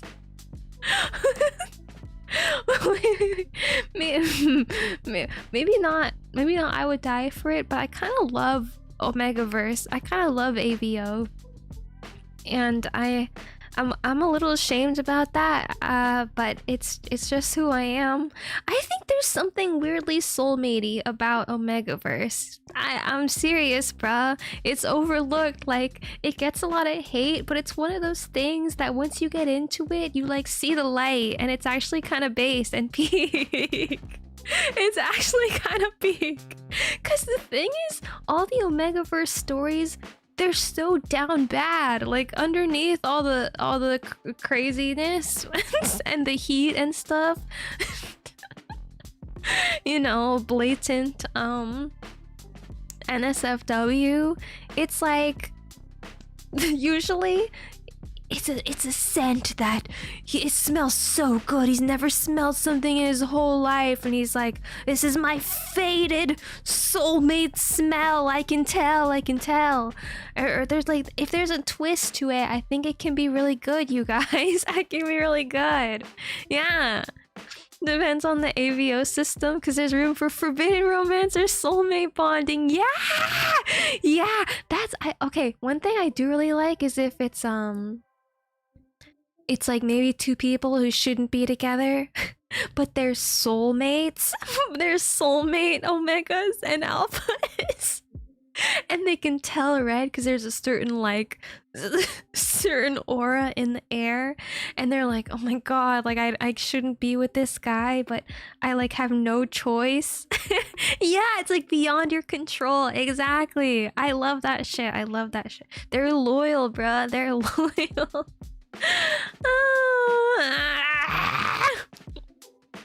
So I think that's really good. And there's like all these weird there's like weird little quirks inside of Omegaverse. Like, if you have a bite, then you're bonded forever, right? So there's cool twists on that. Like, you if you get a bite from someone in the past, then you're like secretly bonded to them. And someone else has to override it or like deal with that. It's basically a vampire story. Yeah, it's Jacob from Twilight type stuff. It's kind of really is just like vampires. Like, Edward smells the blood and is like, I found an oasis in a desert. Yeah. Because the whole Omegaverse thing is like, once the alpha wait, sorry, oh my god, I am feeling a little cringe. Oh my god, wait, I'm sweating a little bit, I'm blushing. Okay. The thing is, the omegas will go into heat, right, which sends signals to the alpha that are like, hey, I'm in heat now, I'm looking for a mate, right? And the alphas like can't resist it. But in fan fiction, it's usually like the alpha, he's like, I'm not like those alphas. I can resist. I am strong. I respect you.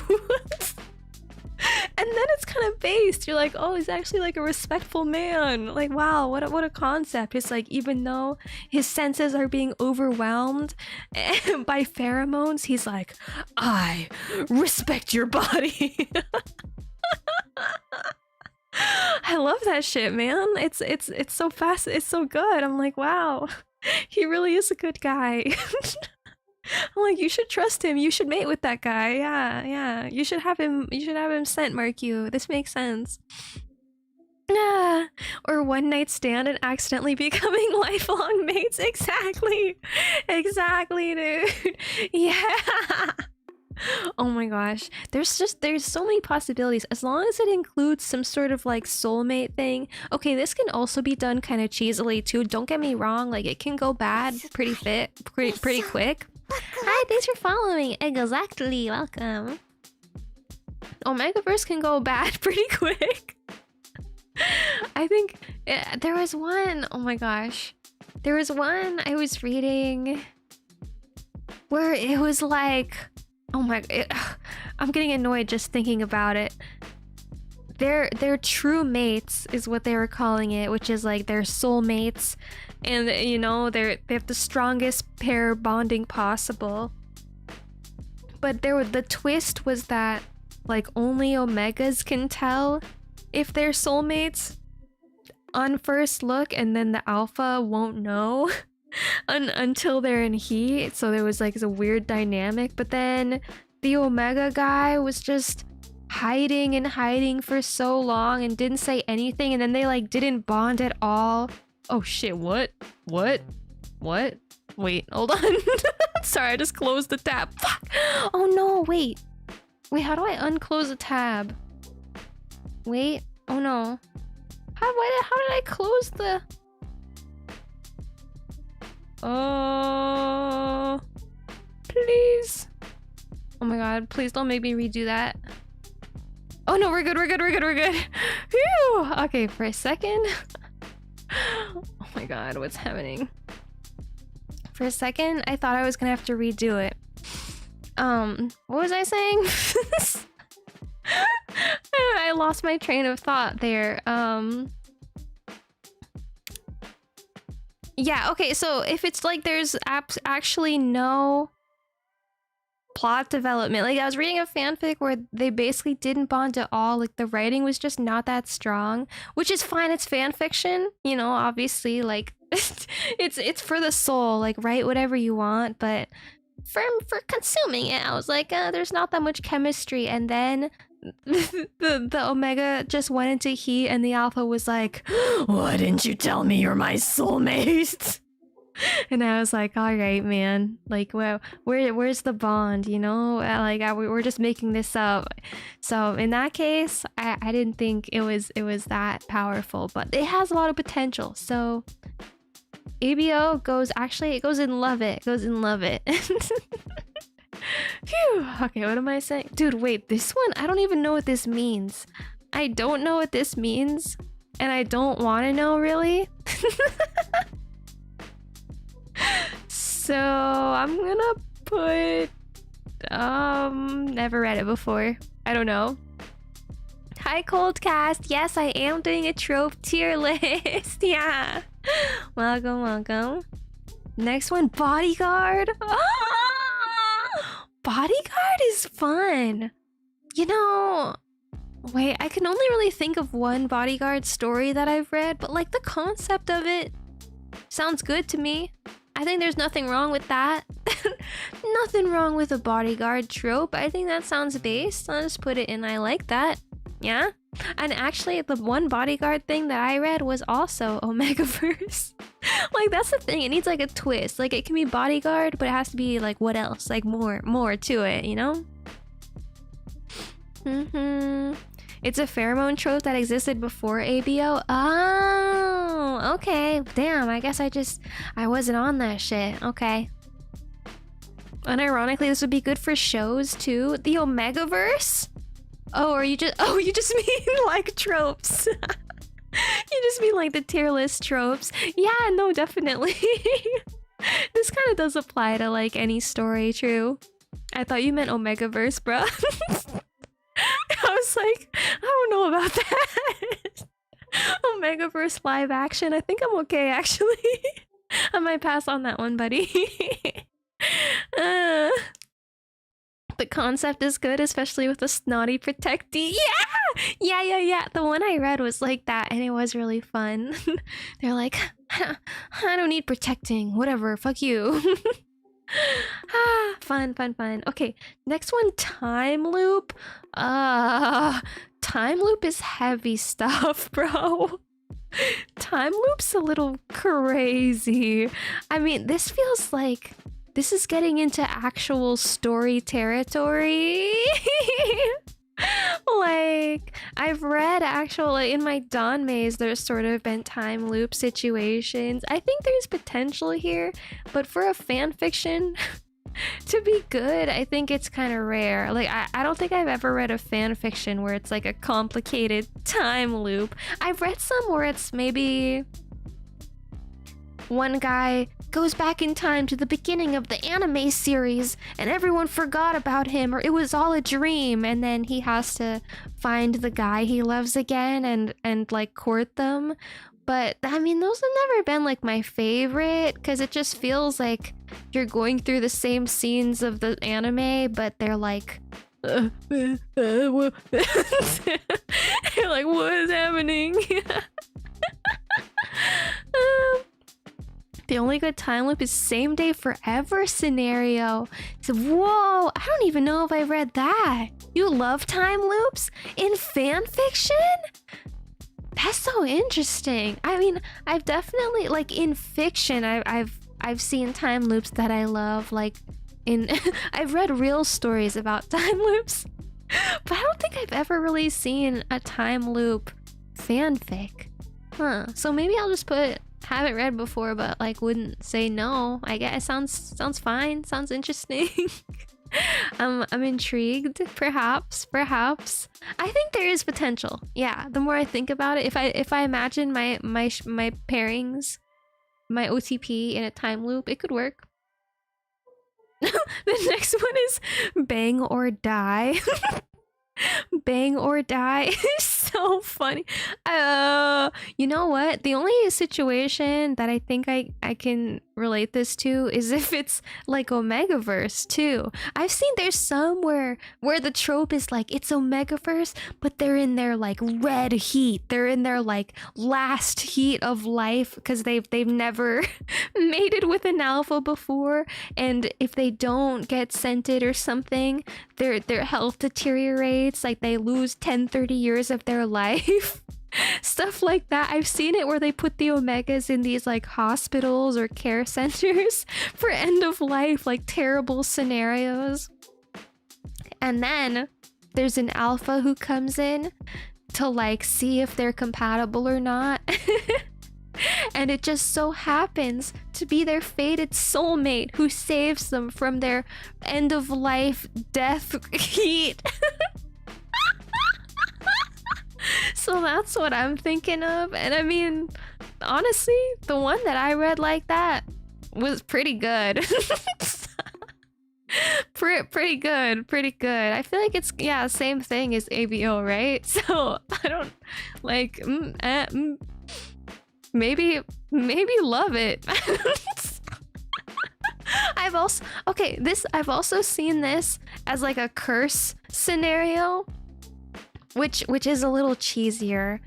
I'm always like, okay, obviously we're doing a bit right now. But I've seen they get cursed and they have 3 days where they absolutely have to bang, or else they're gonna be in like insufferable agony and pain. And I'm like, bruh. But it's fine.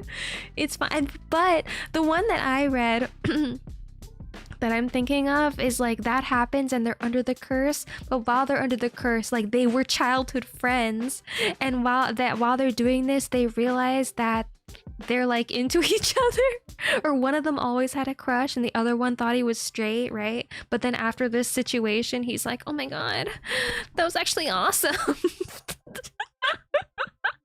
So in that case, anyways, we're putting that pretty high up there. Yeah. Hospice for virgins. Literally, that's what it is. I think it is a really funny trope. It's like obviously very funny, but it has potential. It has potential, guys. It's like not one of the highest quality, most memorable stories, but they can be good. They can be fun. They can be interesting, you know? Arranged marriage, bang or die. There's a pattern emerging. I feel like there kind of is a pattern emerging. We're uncovering the ultimate fan fiction, dude. Actually, wow. Wait, okay, I don't know what this means for the next tag, so Loki, I have to Google it again. Gen? Huh? What? Genfic? What does that mean? Category of fiction that focuses on plot, adventure, friendship? What? What does that mean? I feel like that's not anything. Is that real? Okay, I don't know what this means, so I'm just gonna put haven't read it before. General non-romance? Non-romance? Non-romance? Oh, this trope can burn in hell. What? Are you kidding?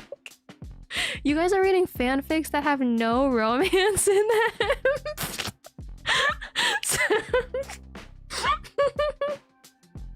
Sorry. Like a friendship fanfiction? Okay, I could see the appeal of that. Just for me personally, I've never read a fanfic where they're not like dating by the end of it, you know, or where they don't fall in love or anything. I guess that's like wholesome. Oh, that's like, oh, whoa, oh, that's the fabled like rated what is it, PG fanfics that people write, right? And they're just like going on a trip or something, or like it's Halloween and they're going to a party but it's not romantic at all. Now that I think about it, there totally are fanfics like that, and I just blocked them out of my mind because I don't perceive those. But they do exist. It's just a shonen. Yeah, anyways, yeah, that can burn in hell. Sorry. F tier. Oh, dude, we found it. Sick fic.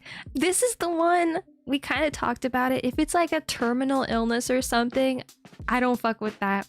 I don't fuck with that because it just makes me depressed. But if it's a fic where like one guy has a fever, that's fine. So kind of unclear. I'll just put this on like depends on execution. If it's something with like kind of a quick fix, he can be nursed back to health.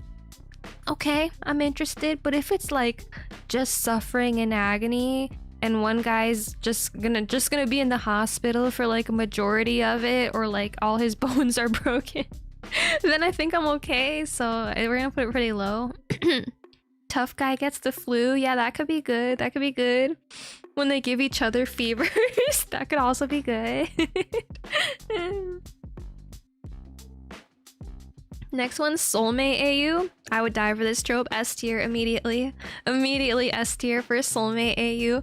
Like, we've talked about a lot of these can be soulmatey, but also general like red string theory where their pinkies are tied together from birth, or if they have matching symbols somewhere on their body that like matches with their soulmate, I eat that up. Or maybe it's like a name shows up on their wrist or something. That's also really good. There's so many versions of this. I fucking love a soulmate AU. It's like my water. I live, breathe, and die. Soulmate AUs.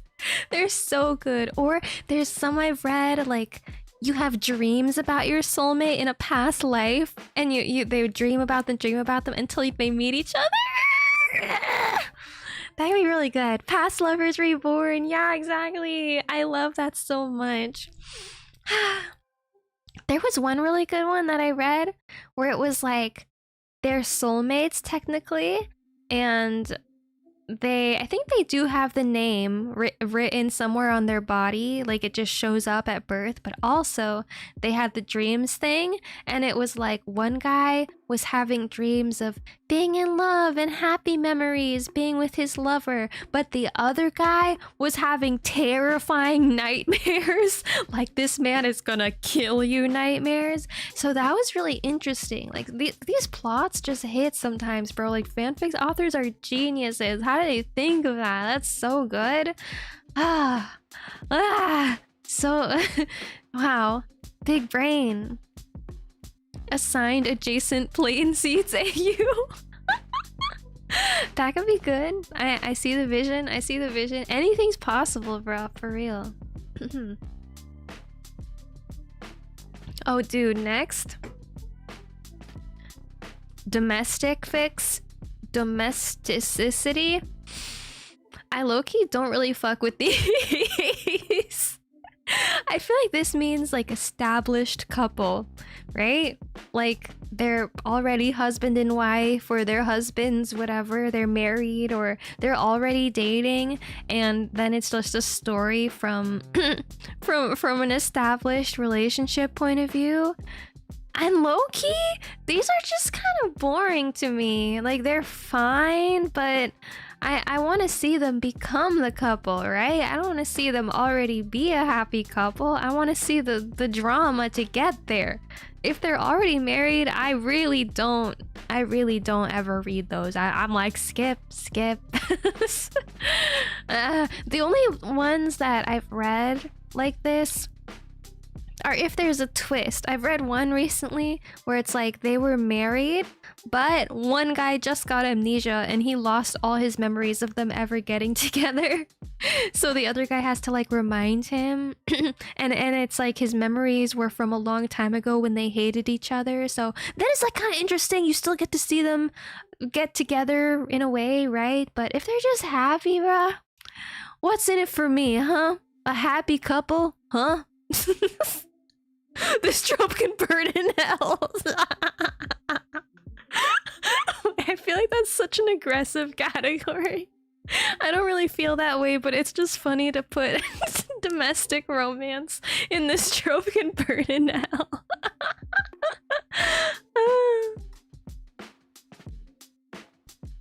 How about if they have to pretend to have a domestic life? Well, that's different. I think that's fine. Cause then it's like they're not truly domestic, right? Then it's like arranged marriage. And then it's like, and they were roommates. But if it's like genuinely they're just happy and they love each other, then I'm intruding, right? I'm like, why am I here? Yeah, the chase and the spark is appreciated. Exactly. I need the story, bro. You seem like the type to like a bad person having a domestic life. A bad person? What do you mean? In my fan fiction? It all depends, bruh. It all depends. Wait, I don't know what this next trope means either. I have to Google it. Damn, there's stuff I don't know. Fan fiction meaning fix it fan fiction? Oh. Story where the author changes disappointing or tragic aspects of the original canon to better suit their preferences. Okay. I see. So it's just like changing the ending of the normal story, I suppose. Okay.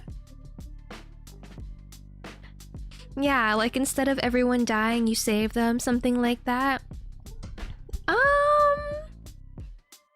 I think these can be alright. It's not like my favorite. Honestly, like if it is truly in the same canon universe, I feel like it's not my favorite usually, to be honest. I feel like it's not my it's not my go-to, cause if I love the story, usually if I like a ship, I love the story that they came from, and I never have anything against the story, to be honest. So if it's just like the same universe, same exact plot, I am a little like, Yeah, it seems a little subjective. Yeah. It's especially if it's like the same ending, but they just get there in a different way. I'm like, okay, I guess. Like, sure, why not? I don't know. Maybe I'll put this like here. Like it can work, but I very rarely have liked these. Like I've read like one fic where I like this or something. Fics are good when you're the one writing it. Yeah, right? I feel like it is very self-indulgent. You're writing this thing to fix a plot point that bothers you specifically. Retconning, yeah. If they pick the wrong person in the love triangle, that can be good. I think that works. If you want them to be with someone and they don't, then that's just fan fiction. Then that's fine. The point is usually people you like die, so you stop their deaths. Yeah, okay. Yeah, honestly, they can be okay. The one fanfic I'm thinking of where this happened, it was like that, and they saved like some girl that was supposed to die. It's just like it was good, I guess, but it's just a weird vibe because it's written somewhat similar to the original story, but it's just not. Mixed feelings. I think there'd have to be more to it than that. Like there'd have to be a twist to make it interesting also. Okay, next one, mutual pining. S tier. Immediately S tier. This is just yearning, right? Is this not just yearning? We love yearning. Mutual pining is awesome. I mean, okay, this can get a little annoying too. If it's mutual pining for years and years, that's based on misunderstandings, right? But assuming it's done kind of well. S tier. I would die for this. Yeah. Maybe if the retcons change things, characters say or do that's more in character for them, though you can't think of them off the top of your head. Yeah, it's kind of hard to think of the fix-it ones. But anyway, yeah, pining, godly. I love that shit. I love it. It's like, I don't know, I guess usually I feel like it is more so one character that's pining at a time. More than mutual pining, but I still love it, bro. I still eat it up. Wait, next, this is ABO again. Why is ABO on here twice? Hello? I guess I'll also put it up here. Okay. Anyways, next is enemies to lovers. Did we not do that already? Okay, enemies to lovers, you already know it. That's I would die for this S tier. I feel like this goes without saying. S tier. Right? Enemies to lovers. Amazing shit. I want them to hate each other a lot and then they change. It's just like Bridgerton. Enemies to lovers isn't even fanfic. That's like literally any piece of media I can consume. If it's enemies to lovers, it's automatically like so good. Yeah, we talked about it a lot. Okay, yeah. You guys get it. Oh, college AU?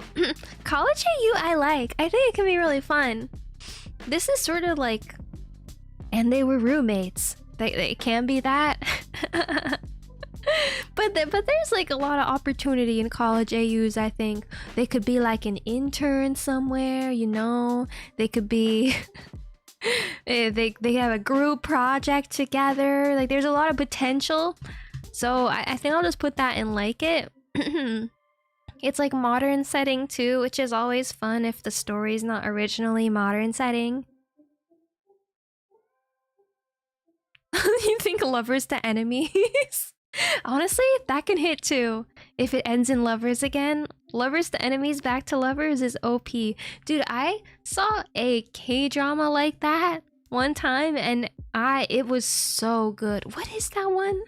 Oh my god. There's a K-drama I used to really love where they're two doctors and they get married and then they get divorced. They have a terrible fight, but then they both end up working at the same hospital together, which is such a fanfiction trope. Like K-drama and fanfiction have a lot in common, but I thought that was so good. Cause they're like, there's like jealousy. Like the main guy gets to see the girl like kind of flirt with another dude next to him, and they're pretending they don't know each other, but they're actually divorced. Oh my god. Wow, wait, I would watch that again. Holy shit, what was it called? Wait, I have to find this. K-drama with divorced doctors? It was like, oh, emergency couple. Yeah, emergency couple. Oh my god, it's so cheesy. Good shit, good shit. Too much like modern AU to you? Normal people are boring? Oh, for the college one, that's so fair. Yeah, no, if it's too normal, it is kind of boring, I agree. But usually it's like there's a twist. Like if it's college plus something else, we just need more information, you know? You know. Next is sci-fi AU. I don't really read these. I feel like this is the same as fantasy for me. Like, it's just too big brain, too much learning about lore. And I feel like not that many people write sci-fi AUs. Like, I don't think I've really seen those come up that much, honestly. So, huh. Oh, wait, I'm gonna put this... Wait. I might put this lower. Actually, I might put this in, like... Here. Haven't really read it before, yeah. I don't know. I don't know. It's possible. Oh, you guys, there is a sci-fi movie that just came out that I'm actually planning to see pretty soon. It's called, is it Hail Mary? Wait, I'm trying to remember. Project Hail Mary. Has anyone seen that, by the way? It's like a space movie with Robert Pattinson, and I've heard really good things, but space movies, low-key, always are so freaking stressful and scary, and I don't want to watch them, really. Because the concept of being in space just terrifies me, bro. Which is also probably why I wouldn't read a fan fiction about it. Imagine, I feel like that's just so niche too. Like, imagine Levi in space. Like, I feel like that's a little too much. I can't. I'm good. But it's just always like a little too existential for me, the space movies. But I have heard really good things, so I'm planning to see it, and I'll report back. Mickey 17 was really good if you want one. Oh, and Robert Pattinson's in it too. Wait, that's crazy. I know he's done a few of those though. Ah, okay. Good to know. That's cool. Yeah, the endless vast emptiness, right? It's a little scary, man. I don't love to think about it. I like the potential where they're like lost in space is so scary to me. I think the last one I saw was Alien, which Alien was really fun because I haven't seen it before and it's a classic, so I watched it. And actually that one was really fun, but that's still freaking stressful, bro. They're in the middle of space with a monster. I feel like there's not much room for a dramatic love story in that situation. So where's the fanfics? There's no fanfics. Anyway, okay, see, why is this here again? College AU is here twice. Okay, that's fine. Next is Friends to Lovers. Friends to Lovers also based. Probably. I think I would die for this trope. Yeah, there's one ship I read that's like a childhood friends trope, and I love it. I love it. I think it could be really good. There's a lot of opportunity. They could be friends, but one could like not like the other anymore, or like maybe they had a crush, but it was never fulfilled until this one situation in the future when they're adults and there's craziness. And yeah, I love Friends to Lovers, and they know a lot about each other already, and it feels real. I like it. Did you just say Alien has mpreg? Does it, bro? I don't remember that scene. I'll believe you. But yeah, it is very fantasy, the space thing. I'm nervous to go watch it. We'll see. Okay, next is coffee shop AU, which it probably just also goes kind of up here. Like, this is just the occupation, right? But very, very classic. I feel like more than all of these in the like it category, there's so many coffee shop AUs for some reason. Which kind of makes sense. Like, everybody goes to a coffee shop, you know? Like, we can all picture you fall in love with your barista or something. I've seen those. Those can be cute. I mean, those can be cute. I think that's a classic. I mean, literally, my favorite fanfic, maybe of all time, is kind of a coffee shop AU. It just works, man. It just works. Okay, why is this here twice?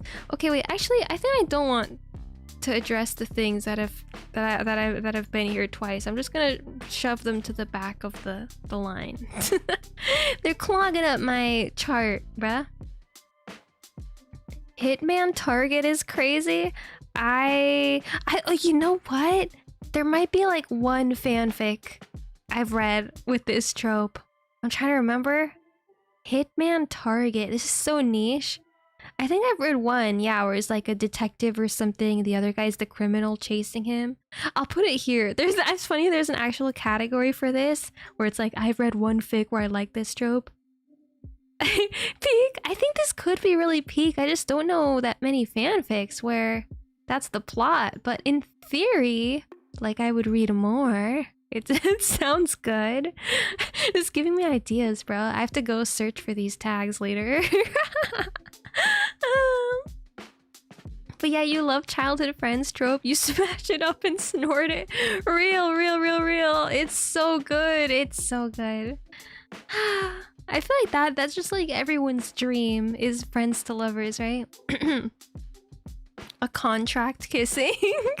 Yeah. A deathly dose of romance, bruh. Okay, next one is mission case fic. I feel like this is kind of the same thing to me. A super secret mission. Low-key, I don't come across these that often, as much as I would love to. Hi, DRIPG, welcome. Sneak, thanks for following. Mission case fic? Wait, let me think. Maybe? And these are kind of rare now. These are getting kind of niche. Oof. I might just put this in, like, I wouldn't say no to it, but I haven't really read. I can't think of any where they're on a mission. Fuck. I don't think so. Maybe. No, wait. I'm thinking about it now. I think I can think of some mission ones. You know what? I might only like this for one very specific fandom, actually. Cause like, I'm thinking of a fandom where it's like, that's their thing. Like, they go on missions already. So it like makes sense for them. I'll put it there, I guess. But it's pretty general. I agree. Like, I would read it, I guess, in other scenarios. Okay, next trope is jealousy. Jealousy, honestly, we kind of talked about before, but I think it's pretty freaking good. I gotta love a jealous character. I think it's pretty good. I think maybe S tier jealousy, which is probably common. I think you guys probably agree with that. It's fun. I think it's really fun. It's like the third character that shows up for no reason, just to throw a wrench and everything. Or it's like an ex or something that reappears, or just like any mysterious character, or a friend, a best friend. If one of the characters is a best friend they're really close with, they're hugging all the time, they have sleepovers and shit. And it makes the main lead really jealous. I eat it up so good. I also really like if like one of the characters has a best friend that's genuinely in love with them, but they don't end up together. And that's kind of, okay, L for them, but kind of fun for me. I kind of like to watch it happen. You have a soft spot for jealousy, especially if it helps move the plot forward. Yeah, it can be good, bruh. It can be good. I think it's fun. And yeah, if it helps them like realize their own feelings, something like that, we put an S tier. It's delicious. I love my jealousy. Okay, next, established relationship. We're putting this trope can burn in hell. That's the same with domestic, bro. Established relationship is boring. I'm sorry. I'm so sorry. What are we reading about if the plot already happened in the past? There's nothing there. Also, if there's a rival who's jealous of the main relationship building up, yeah! Yes! I agree. Yeah, like they see them having chemistry and they try to like intervene. And especially if it's enemies to lovers jealousy. So it's like, I don't even know how to say this, but like one character doesn't even realize that the guy has a crush on him, but he's making him jealous, like accidentally, right?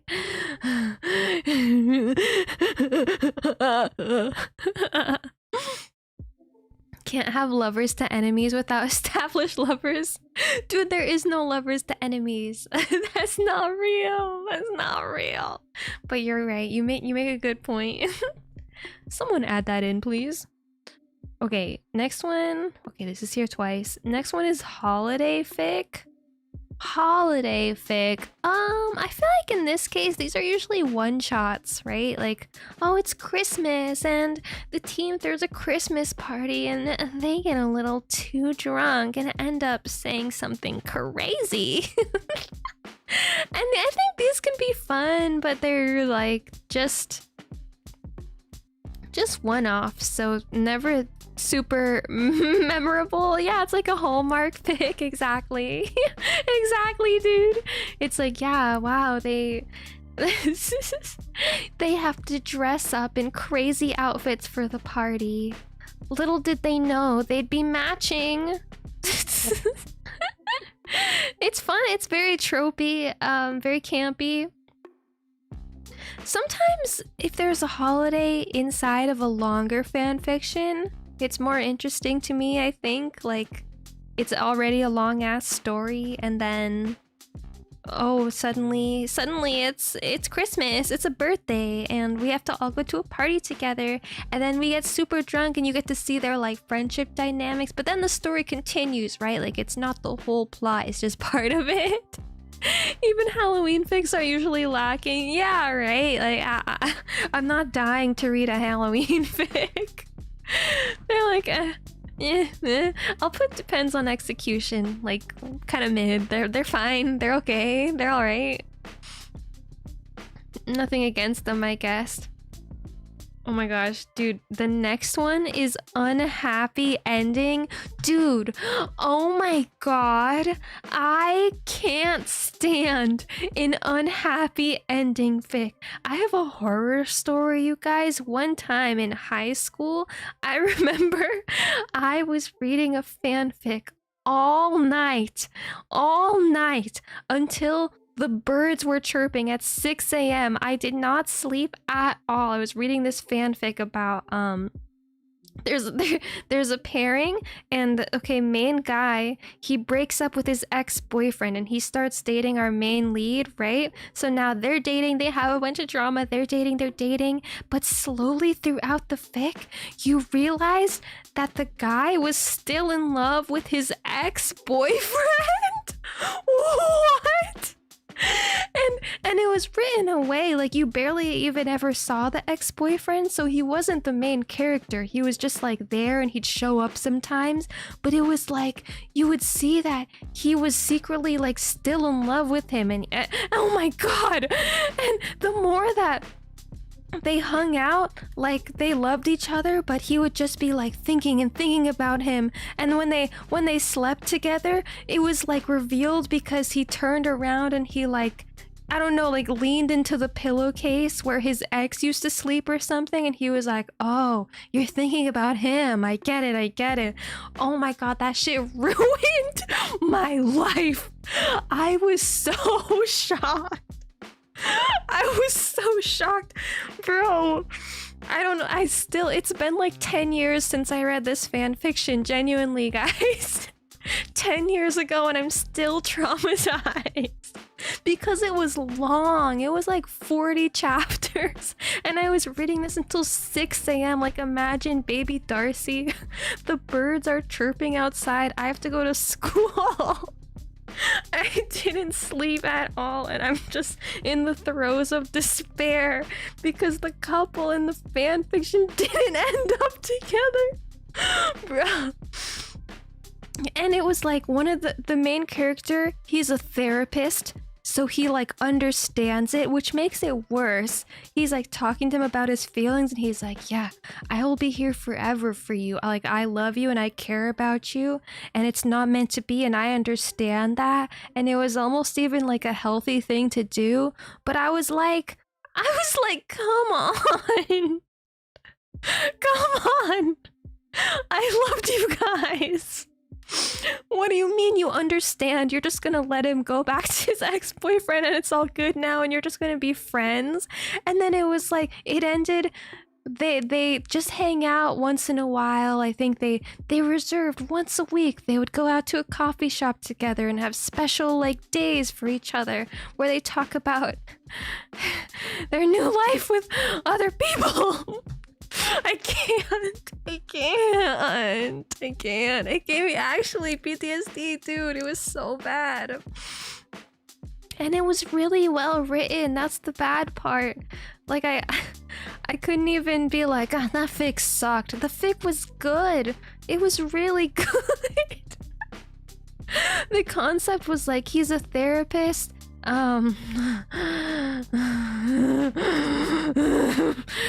Okay, he's a therapist and he does like a radio show, I think.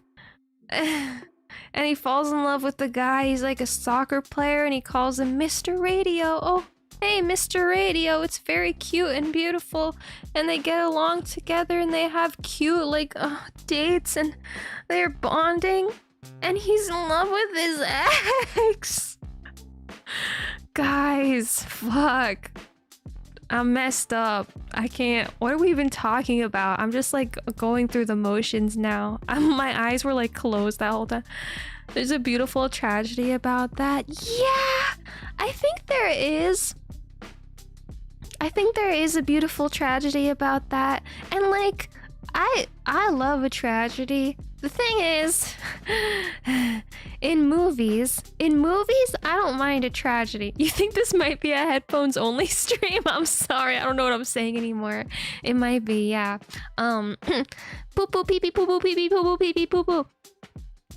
But in movies, I'm really open to tragedy and like couples not getting together, or like they break up, or there's a divorce, or like they never find love, shit like that. I eat it up in a movie because I you don't know what could happen. It's a movie.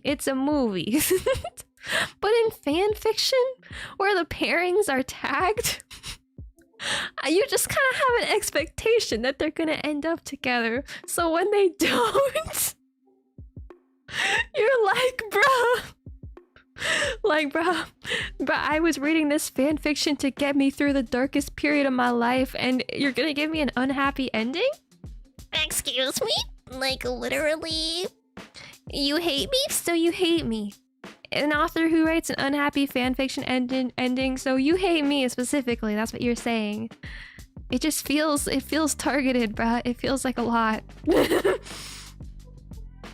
In movies, there's usually visual foreshadowing that you'll feel the main pairing won't end together, so it's a softer blow. Yeah, exactly that. And I'm like, oh, okay, it's art. Like, fan fiction is art too, I guess. But in movies, I don't mind crying.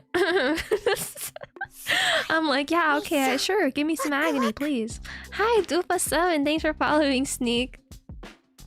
You really do love a bad fanfic though? An unhappy ending fanfic? You love that? Really, truly, really? An unhappy end? For fun?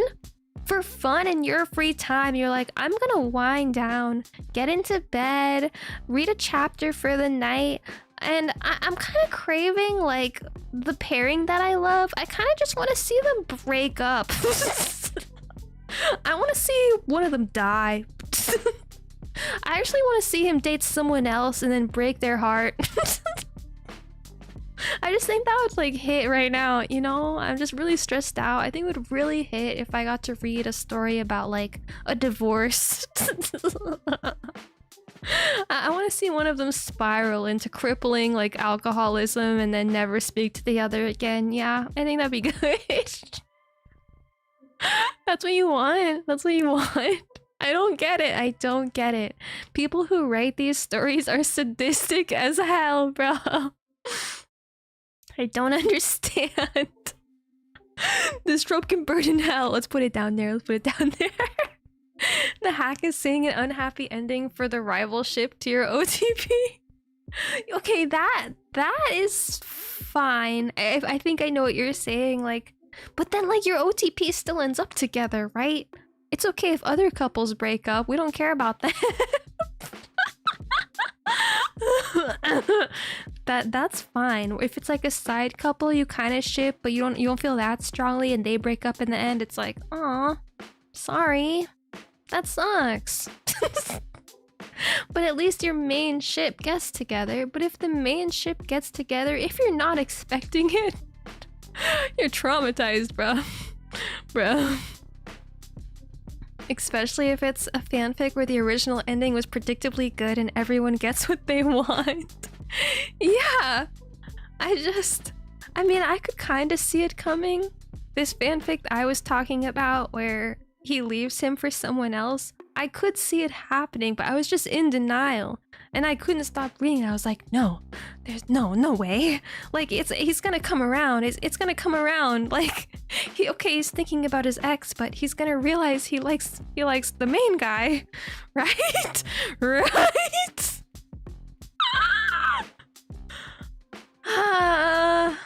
Yeah. I remember it like it was yesterday. I'm almost tempted to reread it though, just to see if like I've changed, you know? Like maybe because I'm more of an adult now. I read this fic like 10 years ago. Maybe since I'm an adult now, I'd be like, yeah, that's just the trials of life, Buster. Yeah, I'm hardened. I agree. I love this. I love pain. Maybe I could handle it now, but I don't know. Oh, you like bad fanfics like My Immortal? Oh yeah, dude, I read My Immortal on a stream a few streams back, like a few weeks ago. If you're interested. I'm probably gonna read it again. I never finished it. Okay, in that case, yes, I love like shitty funny gag fanfics. Me too, like crack fanfics. Those are so silly. And hi, Time Worm Gecko. It feels like it's been 3 years since you've been here last. Welcome back! Welcome! Yeah, I'm sorry you had to come back to me screaming about fanfiction. But I'm not sorry. Sorry, not sorry. Only sorry to myself, because I had to go through this unhappy ending AU. Write a fix-it fic for this other fic. Dude, imagine. Oh my gosh, have you seen authors do that where they'll like pass the baton to another author? I've read one fanfic where they did that. Because there was one fanfic I read that's incomplete, but it's one of my OTPs, like absolute top pairings, and it was really long, really old, so they stopped writing it like years ago, like 7 years ago or something, and I was so depressed that it was incomplete. I was literally like commenting once every few years. I was commenting like, hey, just wanted you to know I love this fic so much, which is a little embarrassing of me, but no, it's okay. They deserve to know how much I love this fic. And it was a very dark fic. Like, it was insane, but it was really popular. A lot of people commented on it, but it was incomplete. And then eventually, someone was so fed up that they took over the fic. Like, there was an update. There was an update from another author that was like, Hi, I contacted the original author and they gave me express permission to continue this fanfiction and give us the ending that we all deserve and love. And I remember freaking the fuck out because it was so long, like 7-10 years went by and then my fanfic updated. Oh my gosh, what a day. But okay, I did read the update from the second author. The thing is, it was slightly different. Like, I could tell the writing had changed, and obviously you can tell because it's a different person writing it. So it wasn't bad, but it low-key like did not hit as much, which is a bummer. But I understand, obviously you can't commit. You don't have to finish your fanfics. Yeah, bro, it was like 7 years. It was. It was, bruh. But I totally get the desire. But that was like a case where someone basically literally wrote a fix-it fic for a fanfiction that didn't get complete just out of like sheer desperation, which is really funny. Damn, maybe I should write a fix-it fic. Your actual favorite fic had half a chapter written by another person and it was for a different pairing. You just skip it every time you reread it. Yeah, like what's the point of that? What's the point of that? Especially if they come back and finish it. Hello? Just casual guest shot. Casual guest star. So funny. And Heiko, you were once a fanfic writer? Hell yeah! One of your fanfics has over 5 million views and it's a Harry Potter BL. Hell yeah! What pairing? What pairing? If you're comfortable. That's based as hell. I've actually never really read any Harry Potter BLs, but I've heard there's good Snape Lupin or something. I think someone recommended that to me before. But I'm interested in Snape and Snape only, to be honest. It was for plot reasons, but if the author didn't feel inspired to write it herself, maybe she should have taken the hint not to deviate from the main pairing.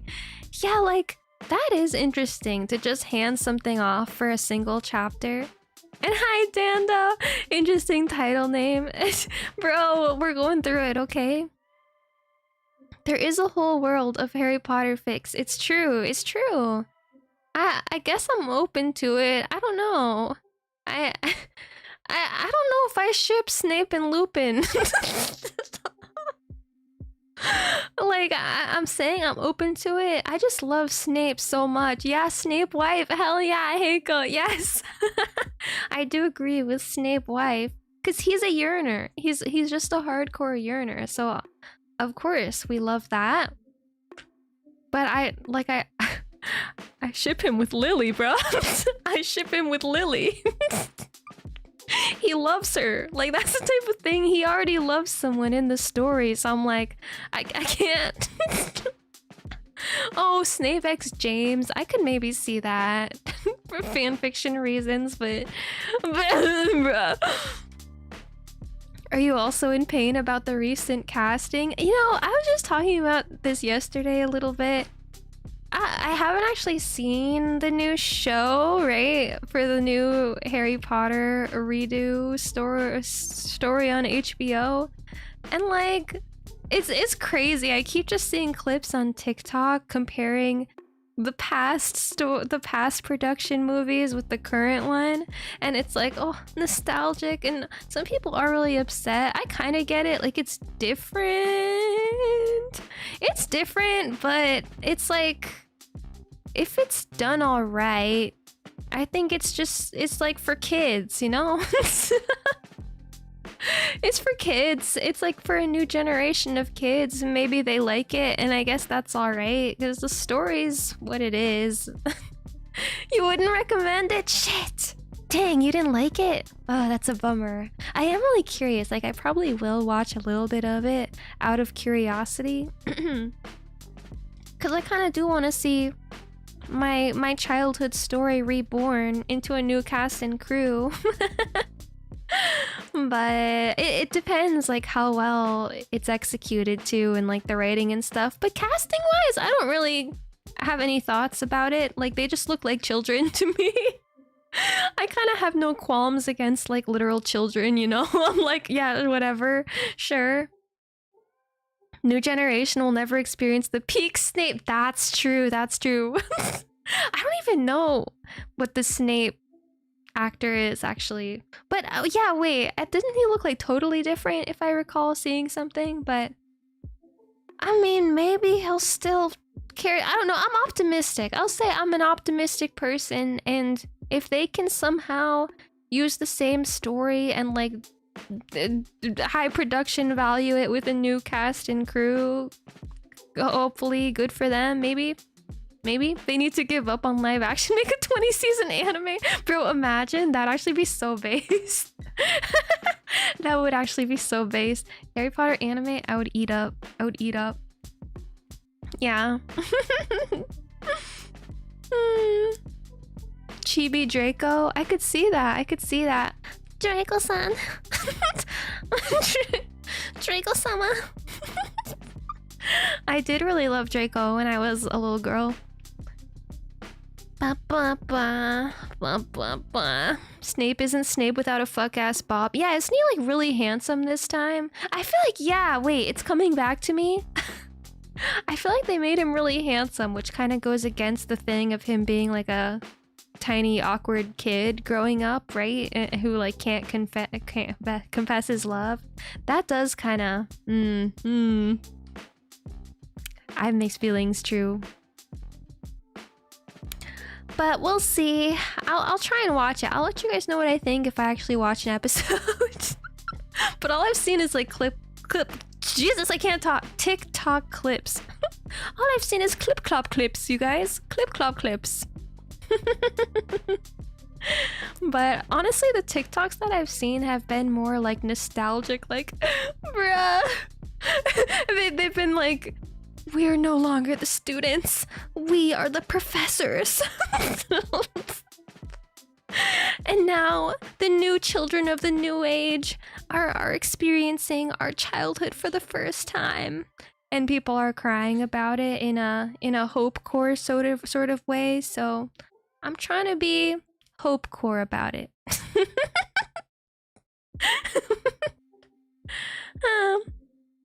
Yeah, he's supposed to be a skinny, greasy guy. Yeah, I do love that Snape is like just kind of incel coded, but no, he's a lover. He's a yearner.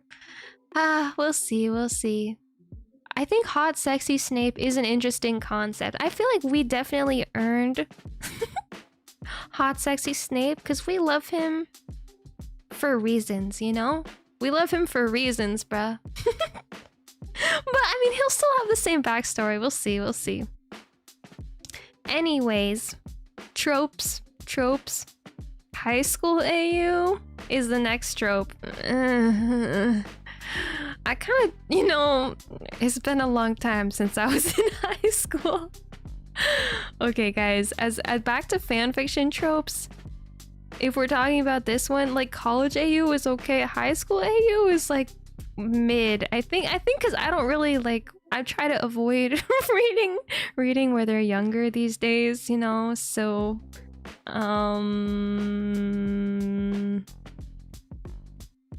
maybe we'll just put like depends. Like if we don't like it, if it's bad. I don't know. No, maybe I'll just put it to no. They're like okay. I mean, they can be good. They can still be good, I think. But I prefer the ones like a college AU, you know, etc. Oh, but no, Heiko, Archive of Our Own is not shutting down. It just shut down for like 2 weeks, and I was mourning the loss, but they fixed the server, so we're all okay. But it's just a reminder to save your fanfictions, bro. You never know when you could lose it all. You never know. Gotta be safe out there, guys. Be safe out there. Yeah, send it to hell. Dude, honestly, yeah. I also do not fantasize about being in high school. That is not my fantasy. I fantasize about them being a mafia boss, enemies to lovers, arranged marriage, pining as their super spies in a flower shop bookstore. Yeah, high school setting can be interesting if it's slow burn or flashback, but as the whole setting. No, exactly. Yeah, if it's like over the course of 8 years and it starts in high school or like they're kids and they grow up, that's okay. That's okay. But otherwise, like, it's too dramatic for me. If they're just they're high schoolers and they have to like hide from their parents. Like, guys, am I 5? I'm not 5. I can't do it anymore. But yeah, it just depends. If it's like really, really, really well written, or if it's one that like maybe I read and loved when I was in high school and I saved it, then it has a soft spot in my heart, you know. But otherwise, I'm good, brother. I'm good. Okay, next is patching up wounds. Patching up wounds is like a physical wound. I'm assuming this means a physical wound, like one guy gets destroyed, he scrapes his knee, he breaks his arm in a fight, and the other guy helps him. I think this can be cute. This almost reminds me of like hurt comfort category, but okay, I have seen where it's cute, like they're at a party and they get in a fight and one guy he fights a little too hard. And then so the other character has to take him to the first aid kit, like that type of thing, if it's cute. Oh, or emotional wounds. Oh, I mean, okay. Emotional wounds could be good too. I think past trauma patching up wounds is also potentially good. Yeah. If it's done well, if there's like good development for it, maybe I'll just put like depends on execution if it's good up here. Yeah. I think it depends, but it can be fine. Yeah. Suturing without anesthetic fic. Girl, what are you reading? I'm good on that. I'm good on that. But yeah, I'll put it here. There's potential. Okay, and then didn't we already do enemies to lovers? Yeah, a lot of these are just like doubled up, so we're actually almost done. Next is crack fic. I feel like in my head a crack fic is just nonsense. No? It's okay, but sometimes it feels like a hindrance to relationship progression. Yeah, no, exactly. Like, it has to be done tastefully. The patching up wounds one, it has to be done in a way that it doesn't drag on super long, not like multiple chapters. Yeah. But yeah, crack fic. You've written something like that before? That's so funny. I love that. Guys, follow your dreams. If you want to write any of these categories, please don't let me stop you. It's beautiful. It's a beautiful thing. But a crack fics are just like so I've never like bookmarked a crack fic, you know? They're always just nonsense. In my head, this is like wait, I'm trying to wait. What could I say on stream for a crack fic? It's like there's a Halloween party and he has to wear a maid dress. or else everyone's gonna make fun of him. It's just like something that would never ever happen, right? It's like they're playing spin the bottle and the loser has to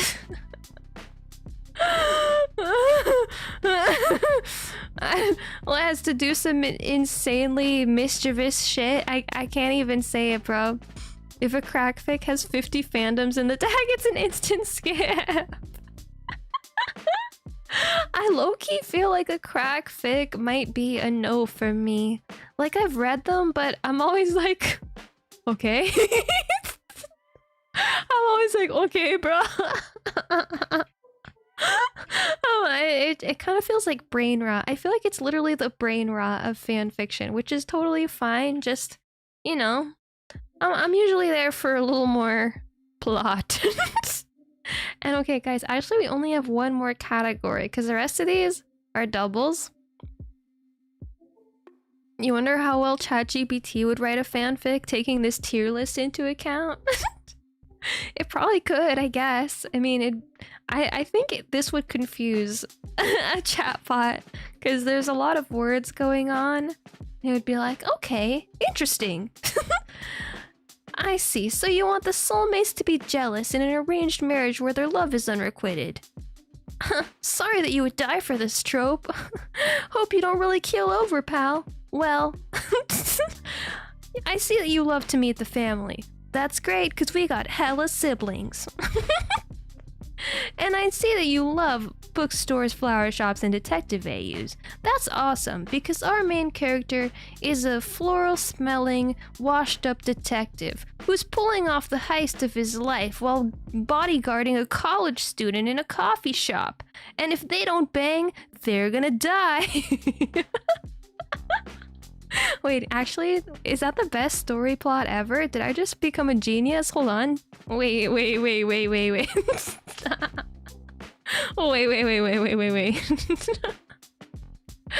Wow, I might be onto something.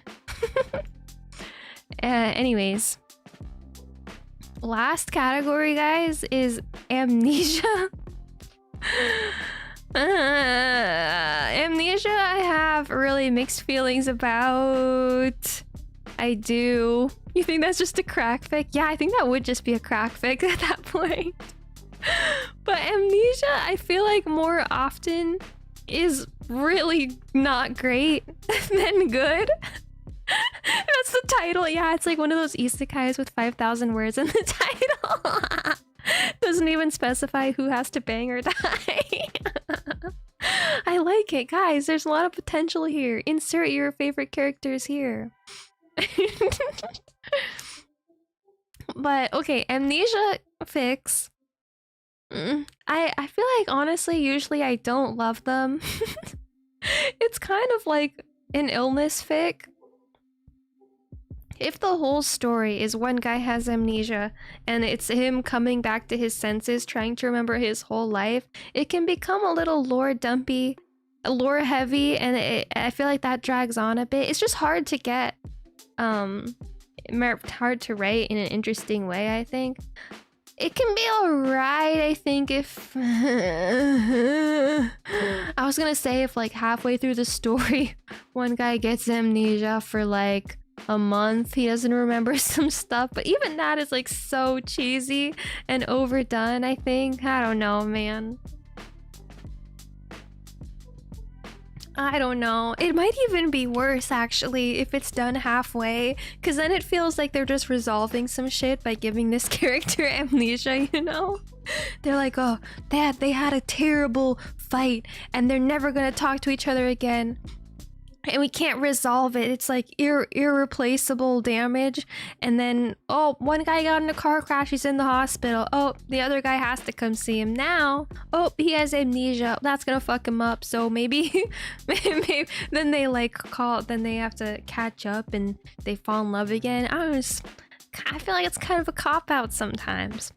But it can be alright. Like, I think I said this before, but there was one amnesia fic that I was actually reading like this week where the whole plot was these two characters are already married and then one of them got amnesia, forgot they were ever married, and he has to like remember. But I stopped reading it, dude. Like, it was interesting for a while, but then it was a lot of like, he's going to work, he doesn't remember much, and he's in the house, he doesn't remember much.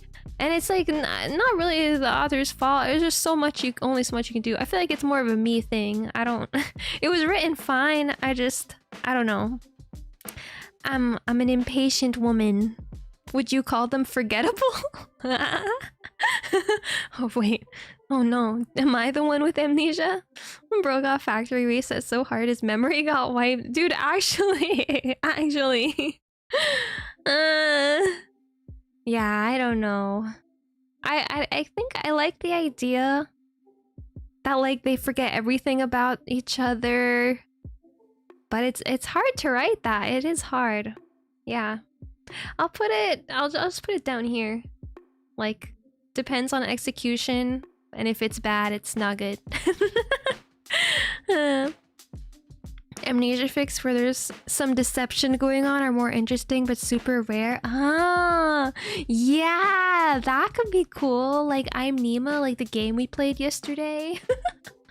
There's a science experiment going on. Memory loss for a reason. That definitely just sounds more interesting. Yeah.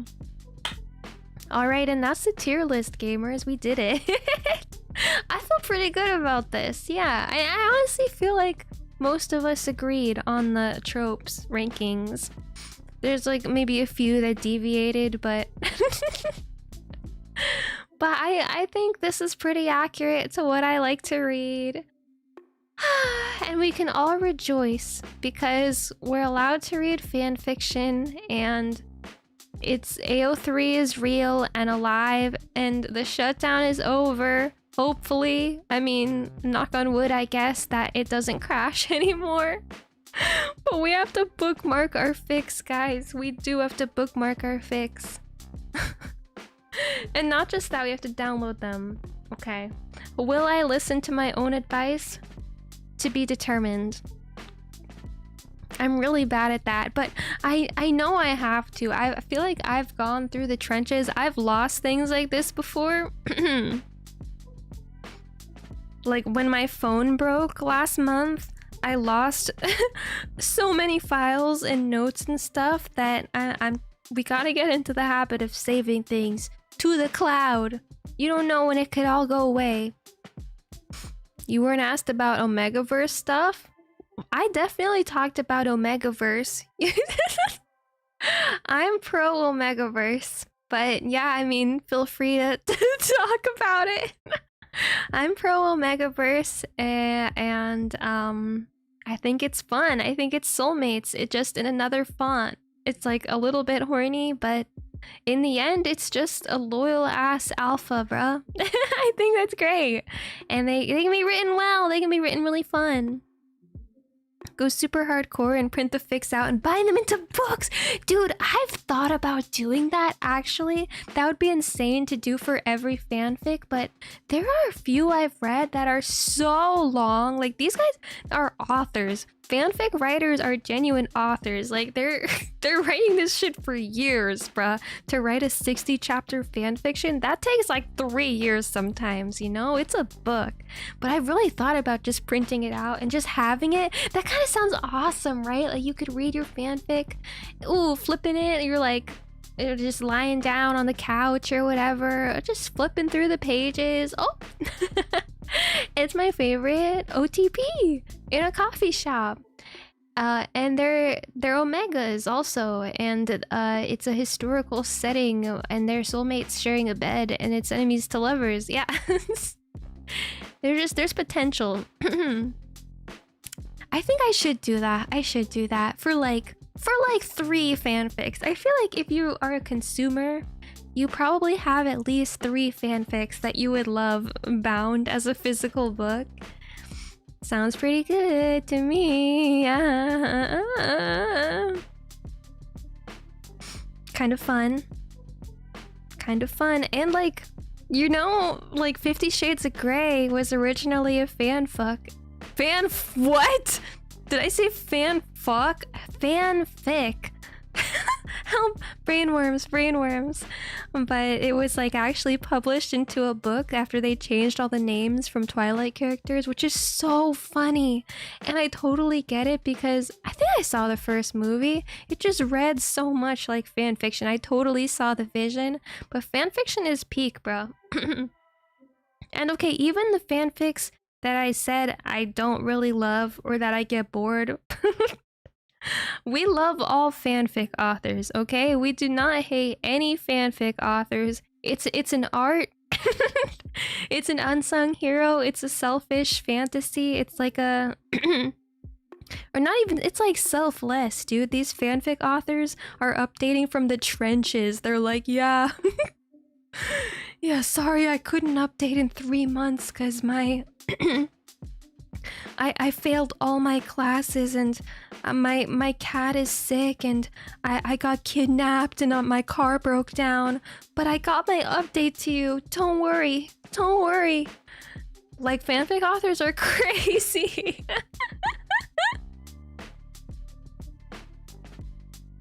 Yeah, I reminded you have to read your fanfic. Get back to it, bruh. Get back to it.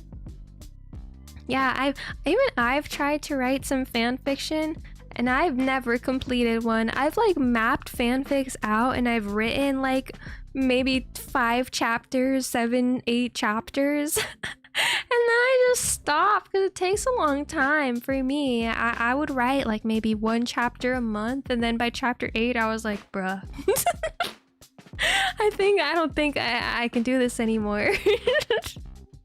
Or like I would try to write it, but you just get busy with other things. Like it's hard to keep up with your fanfic updates. So shout out to my AO3 authors. They're like actually keeping me alive, bro. They're like my soul, my my lifeblood. They keep me going in this cruel world. And hi, Anonymous, welcome. We're doing good. Archive of Our Own is real, fanfic is real, and life is blessed.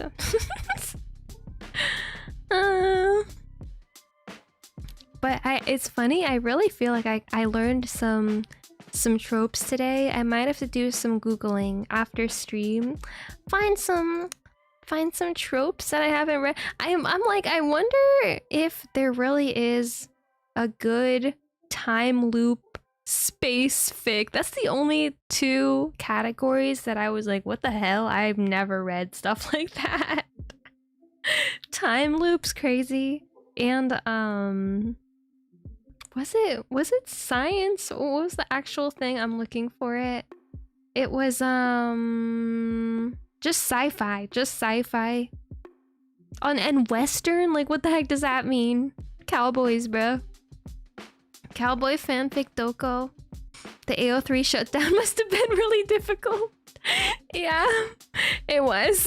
We went through a lot.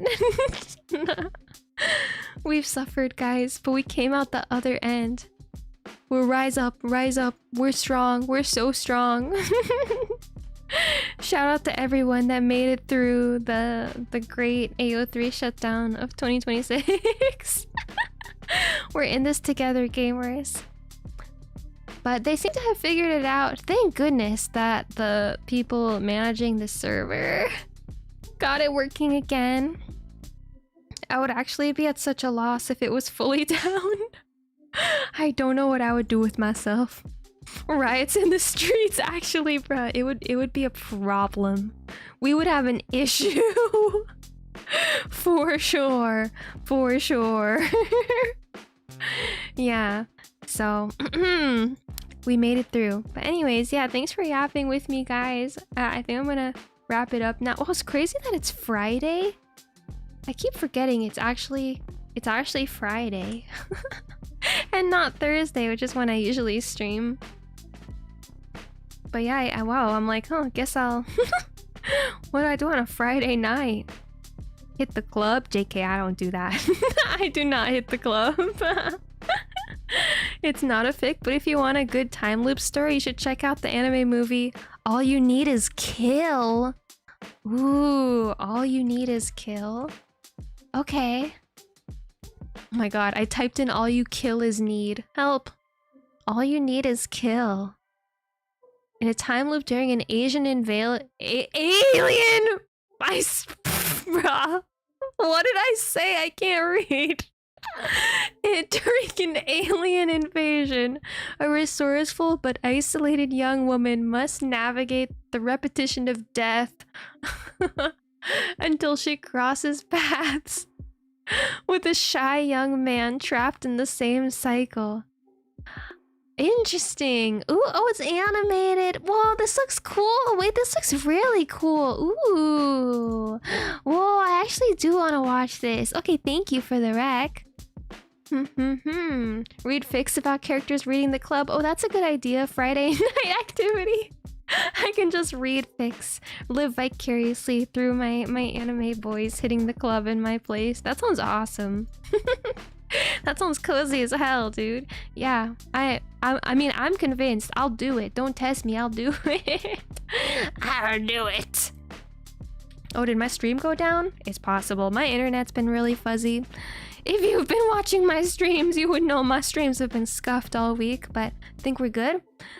But yeah, I'm gonna raid my friend Easy.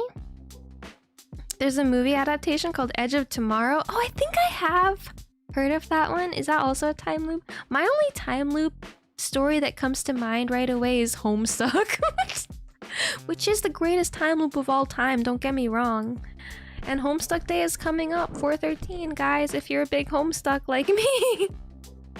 Homestuck's a big deal. They got epic time loop there. And like Steins Gate in my head is a big time loop story. Actually, I was thinking about playing the Steins Gate visual novel on stream because it's like a classic that I haven't fully read, and I don't really remember the plot because it was so long ago. I just know it's really good and a classic, but it's pretty long. So if I did the novel, it would take a while, but I was thinking about it because it's so peak, right?